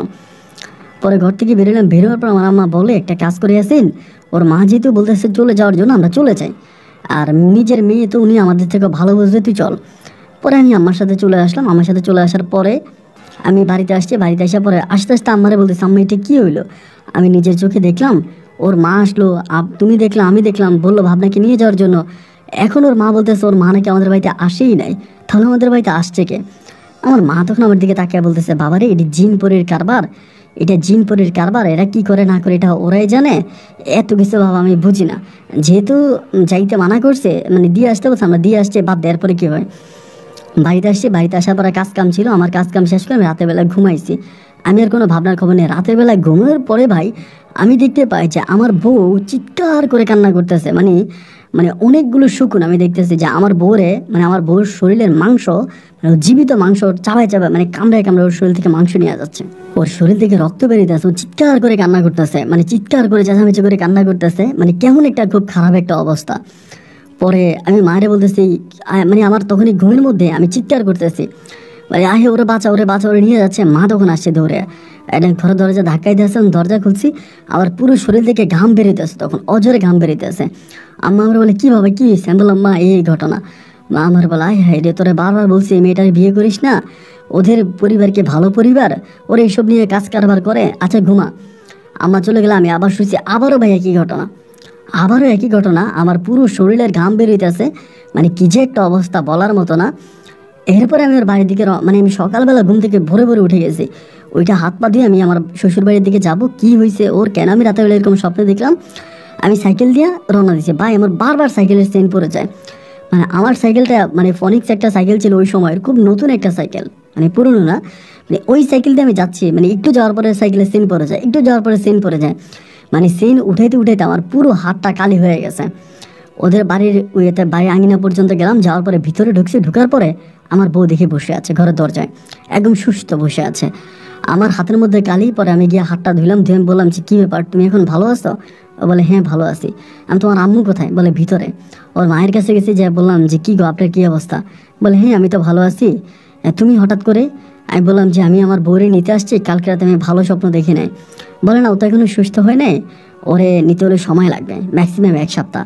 আমি বললাম, কি বলেন, ও সুস্থ হয় না? আমি কালকে রাতে এরকম এরকম স্বপ্ন দেখছি, খুব ভয়ানক স্বপ্ন দেখছি, আমার ভিতরে তো অনেক ভয় লাগতেছে যে আমার বউয়ের কী হইলো না হইলো, মানে আমি তো বুঝতে পারলাম না, তো আমি এই জন্য ওকে নেওয়ার জন্য আসছি।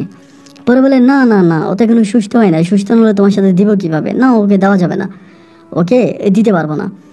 তো আমি বললাম যে আমি ওরা নিয়ে যাই, আমি বাড়িতে নিয়ে চিকিৎসা করি, দেখা যাক কী হয়। বলে, না না না না, তুমি কি নিতে পারবে না, ও তো অসুস্থ, রে নিবা কীভাবে, ও যাবে না।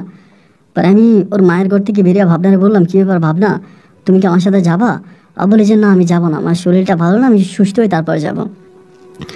আমি দুপুরের আগে আগে ওদের বাড়ি থেকে তখন চলে আসছি। আইসা আমার বাড়িতে কাজ ছিল, কাজ কাম করে রাতের বেলায় একইভাবে ভাই ঘুমাইতে গেলাম। সেই গত রাতে আমি যে স্বপ্নগুলো দেখেছি একইভাবে অনেকগুলো শকুন মানে ওরে নিয়ে চলে যাচ্ছে, এরকমভাবে ওরে নিয়ে চলে যাচ্ছে, এই একটা অবস্থা। পরে আমি সারাটা রাত ঘুমাইতে পারি না। পরের দিন আমি আমার মা বাবা দুজনকে নিয়ে ওদের বাড়িতে রওনা দিছি যে চলেন যেভাবে হোক আমি আমার বউকে নিয়ে আসবো, আমি আমার বউকে ওই জায়গায় রাখবো না। এই বলে আব্বা আম্মা দুজনকে নিয়ে তখন আমি ভাবনাথের বাড়িতে রওনা দিলাম। এবং ভাবনাথের বাড়িতে যাওয়ার পরে যেটা হইলো সেটা হচ্ছে ওই দিন ভাবনাও খুব রাগান্বিত। ওর মা আগের থেকে অনেকটা সুস্থ হয়ে গেছে, ভালো হয়ে গেছে, একটু ভালো আছে। পরে ওর মা খুব মানে একটু রাগ যে কেন আমরা আসছি, হঠাৎ করে কথা নাই বার্তা নাই, হুটহাট করে কেন আসতেছি। পরে আমি গিয়ে ভাবনারে বলতেছি, ভাবনা তুমি রেডি হও, আমি তোমার নিয়ে যাবো। আমার বলে আমি কোথায় যাব? আমি বললাম কোথায় যাবো মানে তুমি আমার সাথে আমাদের বাড়িতে যাবা? বলেন আমি তো যাবো না এমনি। আমি কি বলো তুমি যাবা না? তুমি যাবা না কেন? ওর আচরণগুলো কিন্তু স্বাভাবিক কোনো ছিল না, মানে পুরো অস্বাভাবিক আচরণ ছিল, অস্বাভাবিকভাবে কথাবার্তা বলতো। আমি বললাম তুমি যাইবা না মানে এটা তুমি কি ধরনের কথা বলো? তুমি আমার বাড়িতে যাবা না? আমাকে বলে না আমি কোথাও যাবো না। আমি বললাম ভাবনা তুমি কি পাগল হয়ে গেছো? তুমি এগুলো কি বলতেছো? তুমি যাবা না মানে কোথায় যাবা না? তুমি চলো আমার সাথে। ওর হাতটা ধরে যখন আমি টান দিলাম ভাই, ও আমারে এমন জোরে একটা মানে হাত ঝাড়ি মারলো, মানে মনে হলো যেন আমার হাতটা ভেঙে গেছে। ওর মানে শরীরে এত শক্তি কিভাবে আসলো? ওর মার কাছে গেলাম, মার কাছে গিয়ে ওর মায়েরে বললাম যে দেখেন ওর অবস্থা তো ভালো না, আমি ওরে নিয়ে যাই। ওর মা বলে না ও তো তোমার সংসার করবে না। ডিরেক্টলি কি বলেন আমার সংসার করবে না? আমার অনাগত সন্তান ওর পেটে, কয়েকদিন পরে ও বাচ্চার মা হবে। পরে বলে না ও তো তোমার সংসার করবে না, কেন ওকে বলে নাই? আমি বললাম যে কেন ও বলবে, আমি ওকে নিয়ে যাবো, আমার বউ আমার সংসার করবে না, এটা কি ধরনের কথা? বলে ঠিক আছে তাহলে চলো। ওরে জিজ্ঞেস করলো ভাবনা তুই কি যাবি ইয়াসিনের সাথে? ও বলে না আমি যাবো না। তখনও কিন্তু আমার বাচ্চাটা ওর পেটে, মানে মানে পেটে বাচ্চা। পরে আমি বললাম যে ও কেন যাবে না, এটা কি ধরনের কথা বলেন? কেন, আমার সমস্যা কি? আমি কি অন্যায় করছি? আমার কোনো অপরাধ হয়েছে? আমি তো ওর নিয়ে সুখে আছি, ওর কোনো অভাব অনটন দেই না, ওরে কোনো কিছুতে কষ্ট দেই না, ওরা এতটা ভালো রাখছে, তাহলে আমার সংসার, আমার বউ যাবে না কেন? ওর মা বলে দেখো আমার মেয়ে যাবে না বলছে, আমার মেয়ে যাবে না। এরপরে এখানে আর তোমরা দ্বিতীয়বার কোনো কথা বলতে আইসো না। মানে উনি এভাবেই খুব স্ট্রেট ফরওয়ার্ড হয়ে খুব মানে হার্ডলি বলতেছে। হ্যাঁ আমি না বুঝতে পারতেছিলাম না যে হোয়াট ইজ দিস, এগুলো কী হইতেছে। পরে সারাটা দিন আমরা ওখানে ছিলাম। বিকেলবেলা দেখলাম যে না ওর মাও দিবে না, ওর বাবাও দিবে না, মানে ওর মাও দিবে না আর ও আসবে না। পরে ওদের এলাকার এক মেম্বার বাড়ি ছিল, আমরা তখন মেম্বার বাড়িতে গেলাম সন্ধ্যার একটু আগে। মেম্বার বাড়িতে গিয়ে আমার আব্বা তখন মেম্বারের সাথে কথাবার্তা বললো যে এমন এমন ঘটনা, আমার বৌমায়ের পেটে তো সন্তান আছে, এখন ওই মহিলা তো তার মেয়ের নিতে দিতেছে না। মেম্বার তখন ডিরেক্টলি আমার আব্বারে বলে যে দেখেন ওই মহিলার সাথে আমরা কথা বলতে চাই না, ওই মহিলা জিন পরে নিয়ে কাজ কারবার করে, এই মহিলা কি করে না করে এইসব আমরা বুঝি না, আমরা এই মহিলাকে নিতে পারবো না, মানে এই মহিলাকে আমি নিয়ে যাবো না, মানে বা ওই মহিলার সাথে আমরা কথা বলতে পারবো না। এইভাবে আমি তখন মানে ব্যর্থ হয়ে ফিরে আসি। তার 3 দিন পরে মানে এই প্রতিটা রাতে আমি স্বপ্নে দেখতাম আমারে বলতো আমাকে মেরে ফেলতেছে, আমাকে নিয়ে যাও, আমার শরীরে আগুন জ্বালাই দিতেছে, আমাকে মারতেছে, আমাকে মেরে ফেলবে, তোমার পায়ে ধরে আসি আমাকে নিয়ে যাও। মানে সারাটা রাত ওর আত্মনাদ তার চিৎকার দেখে ভাই আমার সারাটা রাত কাটে। আমি দেখতে পাই চোখের সামনে ঝটপট ঝটপট করতেছে, মানে খুবই একটা যদি শুকুনে, শুধু ওরে শুকুনে ওরে পায়ে নিয়ে নেয় পুরো আকাশে ঘুরে। ও আল্লাহ, আমি এখন কি করব? পরে 3 দিন পরে আমি আবার গেছি ওর বাড়িতে, এবং ওই দিন যাওয়ার সময় আমি আমাদের এলাকার এক গণ্যমান্য কিছু গ্রামীণ লোক থাকে না, যারা সম্মানিত লোক, গ্রামের সর্দার মাতবর টাইপের, ওই টাইপের একজন লোক নিয়ে আমি তখন ওইখানে গেলাম, মানে ওইখানে গেছি ওদের বাড়িতে। এখন যাওয়ার পরে যেটা হইলো সেটা হচ্ছে আমার ওই লোকটা, মানে আমার ওই কাকাটা ওর মায়ের সাথে কথা বলে যে বেআইন, এখন যা হবার তা কিছু হয়েছে, এখন মেয়ে দিয়ে দেন, আমরা মেয়ে নিয়ে যাই, এই মেয়েকে তো আর এখানে রাখা যাবে না, বা মেয়ের 2 দিন পরে বাচ্চা হবে। পরে ওর মা তখন ডিরেক্টলি ওই আমাদের এলাকার ওই লোকটারে বলতেছে না ওর পেটের বাচ্চা তো মারা গেছে, এমনি বলে। মানে কথাটা শুনে ভাই আমার মাথায় তখন আসমানটা ভেঙে বলি কি বলে? আমি বললাম কি বলেন আপনি, আমার সন্তান মারা গেছে? বলে হ্যাঁ সন্তান তো মারা গেছে, সন্তান হবে মৃত, ওর মা এমনিই বলতেছে। পরে ওই লোকটা বলতেছে দেখেন আপনারা কি বলেন না বলেন এসব কথা স্যার আমি বুঝি না, এখন ছেলে তার বউ নিতে আসছে, বউটারে দিয়ে দেন। বলেন আমার মেয়ের তো অন্যত্র বিয়ে হয়ে গেছে। উনি ঠিক এরকম করেই বলতেছে আমার মেয়ের তো আরেক জায়গায় বিয়ে হয়ে গেছে। তা বলে আপনার মেয়ের কোথায় বিয়ে হয়েছে? বলে আমার মেয়ের বিয়ে হয়ে গেছে, আমি নিজের হাতে আমার মেয়ের বিয়ে দিছি। বলে কোথায় বিয়ে দিয়েছেন? বলে জিনের বাচ্চার সঙ্গে, এমনি বলতেছে। আমার মানে উনি তখন বলতেছে এলে কি বলতেছেন, জিনের বাসার সঙ্গে আপনার মেয়ের বিয়ে দিয়েছেন? বলে হ্যাঁ জিনের বাসার সঙ্গে আমি আমার মেয়ের বিয়ে দিয়ে দিয়েছি, তো এইসব এখন আর বলে লাভ নাই, আপনারা চলে যান। ডিরেক্টলি এরকম করে বলতেছে। আমার মানে আমি তখন বুঝতে পারতেছিলাম না যে উনি এটা কী বলে, মানে ওনার কথাবার্তা তো কোনো কিছু মানে আমি না বুঝতে পারতেছিলাম না। পরে আমি বললাম যে আপনি এটা কী বলেন, মানে আপনি কী ধরনের কথাবার্তা বলেন, আমার না মাথায় আসতেছে না। পরে বলে বাবারে আপনারা চলে যান, মানে আপনারা চলে যান, আপনি এখানে থাকেন না, আপনি এখানে যতক্ষণ থাকবেন ততক্ষণে আমাদের সমস্যা হবে, আপনারা চলে যান। মানে একরকম ধাক্কা ডাকে আমাকে আর আমার ওই চাচাকে বাড়ি থেকে বের করে দিল। বাড়ি থেকে বের হয়ে দেওয়ার পর উনি আইসা বলতেছে, মানে আস্তে আস্তে রাস্তার মধ্যে আমার বলতেছে, বাবা ইয়াসিন, এই মেয়ের মা আর মেয়ে দুইটাই পাগল, যদি পারো পাগল রে ছেড়ে দাও, তুমি আরেকটা বিয়ে শাদী করে সংসার করো, এইদের কথাবার্তা আর বইল না, মানে এদের কথাবার্তা আর শুনতে পারি না, তুমি অন্যত্রে বিয়ে করো। পরে বাড়িতে আসছে আমার আব্বা আম্মা একই কথা বলতেছে, তুই দেখে শুনে আরেক জায়গায় বিয়ে কর, এই মেয়ে যেহেতু এরকমই হয়ে গেছে ওরে আনার দরকার নাই। কিন্তু ভাই আমি তোরে ভুলতে পারতেছি না, একে তো ভুলতে পারি না, তারপরে রাতের বেলায় আমি আবার ওরে একইভাবে স্বপ্নে দেখি। ও আমার চিৎকার করে কাটাকাটি করে আমাকে বলে, ইয়াসিন আমাকে মুক্ত করো, ইয়াসিন আমাকে নিয়ে যাও, ইয়াসিন তুমি আমাকে নিয়ে যাও, ইয়াসিন তুমি আমাকে বাঁচাও, ইয়াসিন তুমি আমাকে বাঁচাও। এরকম করে করে ও চিৎকার করে কান্নাকাটি করে। শেষ পর্যন্ত আমি মানে অনেকগুলো কবিরাজের কাছে এরই মাঝে কিন্তু গেছিলাম ওরে আনার জন্য, কিন্তু সব কবিরাজ একটা কথাই বলে যে ওরে আনা যাবে না। পরে একটা কবিরাজ আছে আমাদের এলাকা থেকে অনেক দূরের চট্টগ্রামের মিরুশ্বরের কাছাকাছি একজন কবিরাজ আছে, ওনার নাম হচ্ছে ফানি কবিরাজ, সবাইকে ফানি কবিরাজ বলে। মানে উনি নাকি পানির মধ্যে সব কিছু দেখে আর কি, যেটা পানি কবিরাজ বলে। তো ওনার ঠিকানাটা আমাকে একজনে দেয়, দিলে পরে আমি ওই কবিরাজের বাড়িতে যাই। কবিরাজের বাড়িতে গেলে পরে কবিরাজ আমাকে দেখে আমার বলে, উনি একটা মানে মানে আপনার ওই যে মানে যে কাঁচের গ্লাস হয় না, কাঁচের গ্লাসের মধ্যে এক গ্লাস পানি নেয়, পানি নিয়ে আমাকে বলে যে দেখেন আপনার ওয়াইফ কী অবস্থার মধ্যে আছে। মানে আমি মানে টিভির মধ্যে যেরকমভাবে দেখে না, এরকম টিভির মতো করে আমি কাছের ওই গ্লাসে দেখতেছি যে আমার বউ দৌড়াইতেছে, ওরা অনেকগুলো কুকুর দৌড়াইতেছে, এবং কুকুরে ওরে ও শুয়ে যায়, কুকুর ওর জামা কাপড় টান দিয়ে খুলে ফেলে, ওরা কামড় দেয়, অনেকগুলো কালো কুকুর ওর সাথে এরকমগুলো করতেছে। আমি এই দৃশ্যটা দেখে আমার চোখের পানি ধরে রাখতে পারি না, আমি অঝরে কান্না করে দিছি। উনি আমাকে বলে, কান্না করে লাভ নাই, আপনার বউকে ওইখান থেকে আনাটা অত সহজ না। এই মাত্র একটা কবিরাজে বললো অত সহজ না, কিন্তু বাকি যত কবিরাজের কাছে গেছি সবাই বলছে আনা যাবে না, এটা বলছে। পরে আমি ওই কবিরাজে বললাম যে সহজ না এটা ঠিক আছে, কিন্তু যত কঠিনে হোক আমি আমার বউকে ওখান থেকে আনতে চাই, আমার বউকে আমি ওখান থেকে আনতে চাই, এটা যতই কঠিন হোক। উনি আমাকে বলে পারবেন না, পারবেন না, সরি পারাটা অনেক কঠিন, এভাবে বলে পারাটা অনেক কঠিন। আমি বললাম যত কঠিনে হোক। পরে বলে দেখেন আপনার বউকে আপনি ওখান থেকে আনতে হলে আপনাকে অনেকগুলি স্টেপ নিতে হবে, অনেক অনেক কষ্ট করতে হবে, এবং অনেক অসাধ্যকে সাধন করতে হবে, আপনি এগুলো পারবেন? আমি বললাম যতই অসাধ্যকে সাধন করতে হোক, যতই কষ্ট করতে হোক, যাই করতে হোক, আমি সব রকম কষ্ট করার জন্য প্রস্তুত। আমার বউয়ের জন্য যদি আমার জীবনও চলে যায় আমার কোনো দুঃখ নেই, আমি করব। পরে বলে আপনার বউকে কোন ঘরে রাখা আছে জানেন?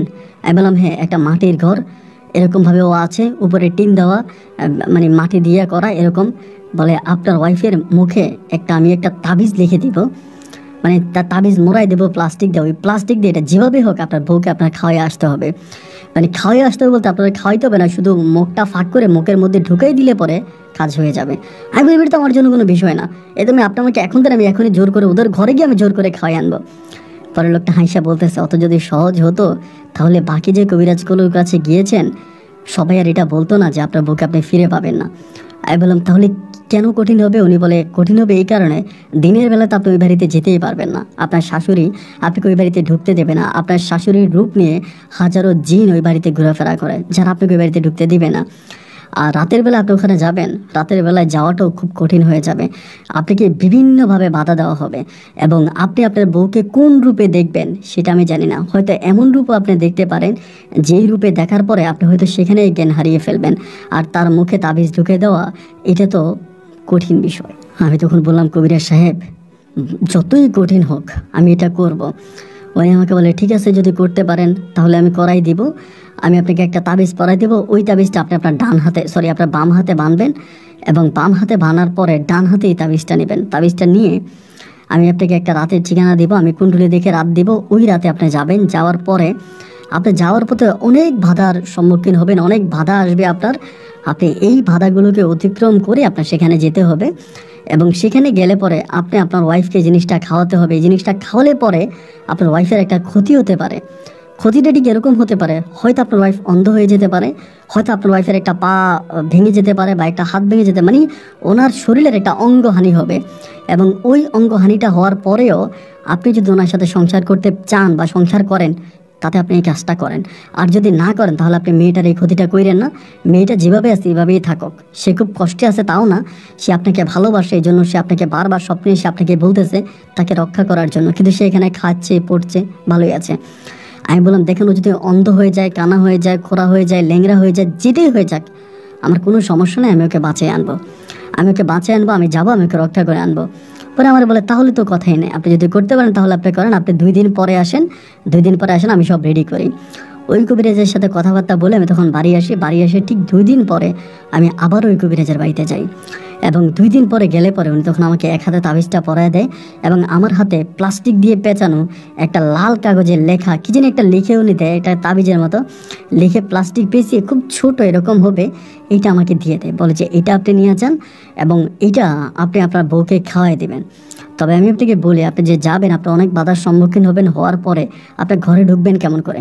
আমি বললাম আমি ঘরে ঢুকবো শিক কেটে, কারণ ওদের তো মাটি, তো আমি মাটি কেটে শিক কেটে যেভাবে ঘরে ঢুকে শিক কেটে আমি ঘরে ঢুকবো। পরে বলে শিক কেটে ঘরে ঢুকবেন সেটা ঠিক আছে, কিন্তু আপনার ওয়াইফকে দেখলে আপনি সহ্য করতে পারবেন? আমি বললাম কেন পারবো না? বলে এমন রূপ হয়তো আপনি দেখতে পারেন যে রূপে দেখে আপনি নিজেও জ্ঞান হারিয়ে ফেলবেন। আমি বললাম দেখেন, আমি আমার যতই কঠিন হোক আমি এটা করব। বলে ঠিক আছে, যদি করতে পারেন করেন, তবে একটা কথা মনে রাখবেন, আপনি যা দেখবেন এগুলো সবই আপনার চোখের ধান্দা। আপনি চোখে দেখতেছেন কিন্তু বাস্তবে এরকম না। আপনি আপনার বউকে যেই রূপেই দেখতে পান, যেভাবেই দেখতে পান, আপনি আপনার বউয়ের মুখের মধ্যে তাবিজটা দিবেন, দিলে পরে আপনি রক্ষা পাবেন বা আপনার বউ রক্ষা পাবে। আর যদি দিতে না পারে, আপনি ওখানে জ্ঞান হারিয়ে ফেলেন, আপনার কিন্তু বড় ক্ষতি হবে। আর একটা কথা মনে রাখবেন, আমার তাবিজ যতক্ষণ আপনার হাতে আছে ঠিক ততক্ষণ পর্যন্ত আপনার কোনো ক্ষতি হবে না, কেউ আপনার কোনো ক্ষতি করতে পারবে না। এই জিন পরি যাই বলেন এগুলো দূর থেকে আপনাকে ভয় দেখাবে, বিভিন্ন ভয়ভীতি দেখাবে, আপনাকে কোনোভাবে আটকে রাখতে পারবে না। আপনি চলে আসবেন, আপনি কোনো ক্ষতি করতে পারবে না, শুধু যদি আপনি জ্ঞান হারিয়ে না ফেলেন। যদি জ্ঞান হারিয়ে ফেলেন তাহলে কিন্তু সমস্যা আছে। জ্ঞান হারিয়ে ফেলে কিন্তু আপনি আপনার বউকে রক্ষা করতে পারবেন না, বরং আপনি এটার ক্ষতি হয়ে যাবে। আমি বললাম কবিরাজ সাহেব আমার কিছুই হবে না, আল্লাহর নামের উপর আপনি আমাকে তাবিজ পরাই দেন। আল্লাহর নামের উপর ওই কবিরাজ তখন আমার হাতে তাবিজ পরাই দিল, ডান হাতে বাম হাতে তাবিজটা পরাই দিল, ডান হাতে আমাকে তাবিজটা দিল, হাতে যেটা ওরা খাওয়াবো। আমি বাড়িতে আসছি, উনি আমাকে একটা টাইম দিল 2 রাত পরে, মানে যেদিন আসছে তার ঠিক 2 রাত পরে উনি আমাকে টাইম দিল। ওই টাইম অনুযায়ী আমি তখন যাওয়ার জন্য রওনা দিব। আল্লাহর উপর ভরসা করে আমি তখন ওদের বাড়িতে যাওয়ার জন্য প্রস্তুতি নিলাম। রাতের অন্ধকারে আমি তখন হাঁটতে হাঁটতে ওদের বাড়ির দিকে রওনা দিচ্ছি। আমি হাঁটতেছি। প্রথমে যাওয়ার পথে আমি রাস্তার পাশে কয়েকটা কুকুর দেখলাম, এবং যেই কুকুরগুলো আমাকে কোনো ঘেউ ঘেউ করেনি, আমাকে কামড় দিতেও আসেনি, তবে কুকুরগুলো স্বাভাবিক কোনো কুকুর আমার কাছে মনে হয়নি, কারণ কুকুরগুলো ছিল যথেষ্ট পরিমাণের মোটা এবং দেখতে অনেকটা বড় এবং ভয়ঙ্কর আকৃতির। আমি তো জানি অনেক কিছু হবে। আমি কুকুরগুলোকে না দেখে তখন হাঁটতেছি, ওদের বাড়িতে যাব। ওদের বাড়িতে যাওয়ার ঠিক একটু আগে বাড়িতে ঢুকবো, এই সময় ওর মা, রাত তখন আনুমানিক প্রায় 1টার মতো বাজে, রাত 1টার মতো বাজে। ওর মা আমার সামনে এসে আমার বলতেছে ইয়াসিন কোথায় যাচ্ছ? এমনি। তোর মারে দেখার পর আমি বললাম যে আমি ভিতরে যাব। বলে না ভিতরে তো যাওয়া যাবে না। আমি বললাম আমি ভাবনার কাছে যাব। বলে না তুমি তো ভাবনার কাছে যেতে পারবো না, আমি না বলেছি ভাবনার বিয়ে হয়ে গেছে, তারপরে তুমি ভাবনার কাছে কেন আসছো? আমি বললাম দেখেন আমি ভাবনার কাছে যাব, আপনি আমাকে বাধা দিয়েন না, যদি বাধা দেন তাহলে ক্ষতি হবে। উনি আমাকে বলে তুমি যেও না, তুমি গেলে তোমার ক্ষতি হবে, তুমি মারা পড়বা। আমি বলি মারা পড়লে মরবো, কিন্তু ভাই তখনও আমার ভিতরে একটা জিনিস কাজ করতেছে যে আমি যে মহিলাটাকে দেখতেছি আমার সামনে দাঁড়িয়ে কথা বলতেছে ওইটা ভাবনার মা না, এটা ভাবনার মায়ের রূপে কোনো একটা জিন আমাকে আটকানোর চেষ্টা করতেছে। আমি তখন ওনার কোনো কথা শুনলাম না, কোনো কথা না শুনে আমি তখন সামনের দিকে যাচ্ছি, এবং সামনের দিকে যেতে যেতে আমি ওদের বাড়ির কাছে চলে গেলাম। বাড়ির কাছে যাওয়ার পরে দেখলাম ভাই, মানে ওদের ঘরের ভিতরে মানে কেমন যেন আগুন জ্বলতেছে, মানে ঘরের, আমি আপনাকে বলি টিনের ঘরের ভিতরে আগুন জ্বললে বাইরে থেকে যেরকম একটা আগুনের দেখা যাচ্ছে, ওরকম আগুনের শিলা দেখা যাচ্ছে। আমি তখনও পিছপা হলাম না, ঘরের পিছনে গেলাম, এবং ঘরের পিছনে যাওয়ার পরে এই কুকুর আমার ধরছে। ওই যে কুকুরগুলোকে আমি রাস্তায় দেখে আসছিলাম, ওই কুকুরগুলো সেম কুকুর, 8-10টা কুকুর ঘেউ ঘেউ ঘেউ ঘেউ করে চারপাশ থেকে মানে এমনভাবে ধরছে, মানে আমি আল্লাহকে রাখতে রাখতে আমার গলা শুকিয়ে যেতে সাল্লাম, আমি কী করবো? মানে আমার পায়ে কামড় দিতেছে, শরীরে কামড় দিতেছে, কিন্তু কামড় দিতেছে দেখতেছি, কামড় কিন্তু আমার গায়ে লাগে না। এবার দেখতেছি ঘেউ করে এসে কামড় মারতেছে, কিন্তু কামড় মারার জন্য আমাকে দৌড়ে আসতেছে, কিন্তু আমার গায়ে কোনো কামড় লাগতেছে না। তখন ভিতর আরো ভয় কাজ করতেছি, আল্লাহ এটা কি হচ্ছে, আল্লাহ এটা কি হচ্ছে? দমে দমে দমে দমে দমে দমে আল্লাহকে ডাকতেছি। এরকম করতে করতে আমি তখন কোনো দিকে না থাকে চোখ মানে একরকম বন্ধ করে ওদের শীত কাটতে শুরু করে। শীত কাটতেছি এবং শীত কাটতে আমার তো কুকুরে কামড়াইতেছে। শীত কাটে আমি তখন ঘরের ভিতরে ঢুকছি। ঘরের ভিতরে ঢোকার পরে রে ভাই আমি দেখলাম আমার বউকে তো আমি দেখতে পাচ্ছি না, দেখলাম ওদের ওই খাটের উপরে একটা সাপ শুয়ে আছে, এমন আকৃতির, মানে এত বড় যে সাপটা খাট থেকে খাটের নিচ পর্যন্ত এরকম মানে বেনি ধরে আছে, এরকম বেনি করে আছে একদম খাট থেকে খাটের নিচ পর্যন্ত সাপটা শুয়ে আছে, এরকম ঘুমের ভাঙ ধরে শুয়ে আছে। এবং মানে মানে কীরকম সাপ আমি আপনাকে আসলে চোখে না দেখলে আমি আপনাকে বিশ্বাস করতে পারবো না। ভয়ঙ্কর আকৃতির একটা সাপ যেটা শুয়ে আছে এরকম, মানে সাপ যেরকম উল্টা শুলে যেরকম হয় না, সাপের উল্টা দিকটা দেখা যাচ্ছে, কিন্তু হা করা, সাপটা এরকম হা করা। আমি মানে আর বুঝতে পারতেছিলাম না যে কী করবো আমি এখানে। আর আমার জায়গায় যদি অন্য কেউ হতো আমার কাছে মনে হয় আমি জ্ঞান হারিয়ে ফেলতো, সত্যি কথা যেটা। আর আলহামদুলিল্লাহ আমি তখন পর্যন্ত আমার শরীরের ভিতরে সাহস ছিল যে না কী হবে হোক। আর বাইরে তো কুকুর মানে এমনভাবেই ঘেউ ঘেউ করতেছে যে ঘরের দরজাগুলো ভেঙে ফেলবে, জানালাগুলো ভেঙে ফেলবে, মানে দরজা ভেঙে ফেলবে, মানে কি একটা অবস্থা। কিন্তু আমি না বুঝতে পারি নাই, মানে আর কেউ নেই, কোনো শব্দ পাচ্ছি। আমি ওর কাছে যাইতেছি, সাপের ন্যাসটা এরকম করে নাড়াচাড়া করতেছে, আমি ওর কাছে যাওয়ার পরে মানে এরকম সাপটা যে শুয়ে আছে ভাই, এরকম সাপের মুখটা কিন্তু খোলা, দাঁতগুলোও দেখা যায়। আমি ওর কাছে যেমন দোয়া পড়তেছি, আল্লাহ আকবার আল্লাহ আকবার আল্লাহ আকবার আল্লাহ আকবার করে ওই মুখের মধ্যে আমি তখন তাবিজটা এইভাবে মানে ছুঁড়ে মারি। তাবিজটা ছুঁড়ে মারার সাথে একটা শব্দ হয়, একটা বিকট শব্দ হয়। ওই শব্দ শুনে আমি ওখানে জ্ঞান হারিয়ে ফেলি। ওইখানে জ্ঞান হারিয়ে ফেলে এবং জ্ঞান হারিয়ে ফেলার পরে আমার যখন মানে আমার চোখে মুখে পানি দিয়ে আমার যখন জ্ঞান আনে, আমি দেখি আমার বউ আমার চোখে পানি দিচ্ছে, মুখে পানি দিচ্ছে, এবং ও কথা বলতে পারে না। ও ও ও এরকম করতেছে। আমি যে আমার এরকম করতেছে, এনে কথা বলতে পারতেছে না, মানে কথা বলে যেতে পারতেছে না। আমার জ্ঞান ফিরে, আমার তখন জ্ঞান আসার মতো চলো এখান থেকে।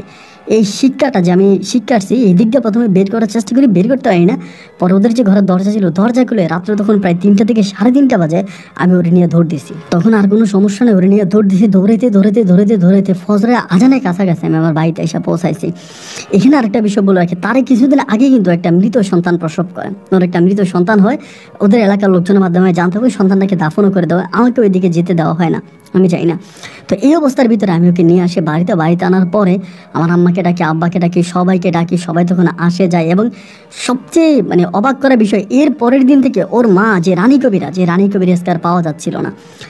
এবং আজ থেকে প্রায় আপনার 16-17 বছর আগের ঘটনা। ওই সময় থেকে এই পর্যন্ত রানী কবিরাজের কোনো সন্ধান পাওয়া যায়নি। উনি ওই রাতের পরে উনি কোথায় গেল, ওনার কি হইল, ওনার কোনো সন্ধান পাইনি। এবং ওনার মেয়ে ভাবনাকে নিয়ে আমি এখনও সংসার করতেছি। আল্লাহর অশেষ মেহেরবানি তো আমার সাথে ভালো আছে, কিন্তু ওর কোনো সন্তানাদি হয় নাই, কোনো সন্তান হয়নি। এখন আমারও বয়স হয়েছে, ওরও বয়স হয়েছে, আমরা দুজনে অনেক ভালো আছি, বাট আমাদের কোনো সন্তানাদি হয় নাই, কোনো ভেবি হয় নাই। এবং এরপর থেকে ওর মায়ের কোনো সন্তান কোনো জায়গায় পাওয়া যায়নি।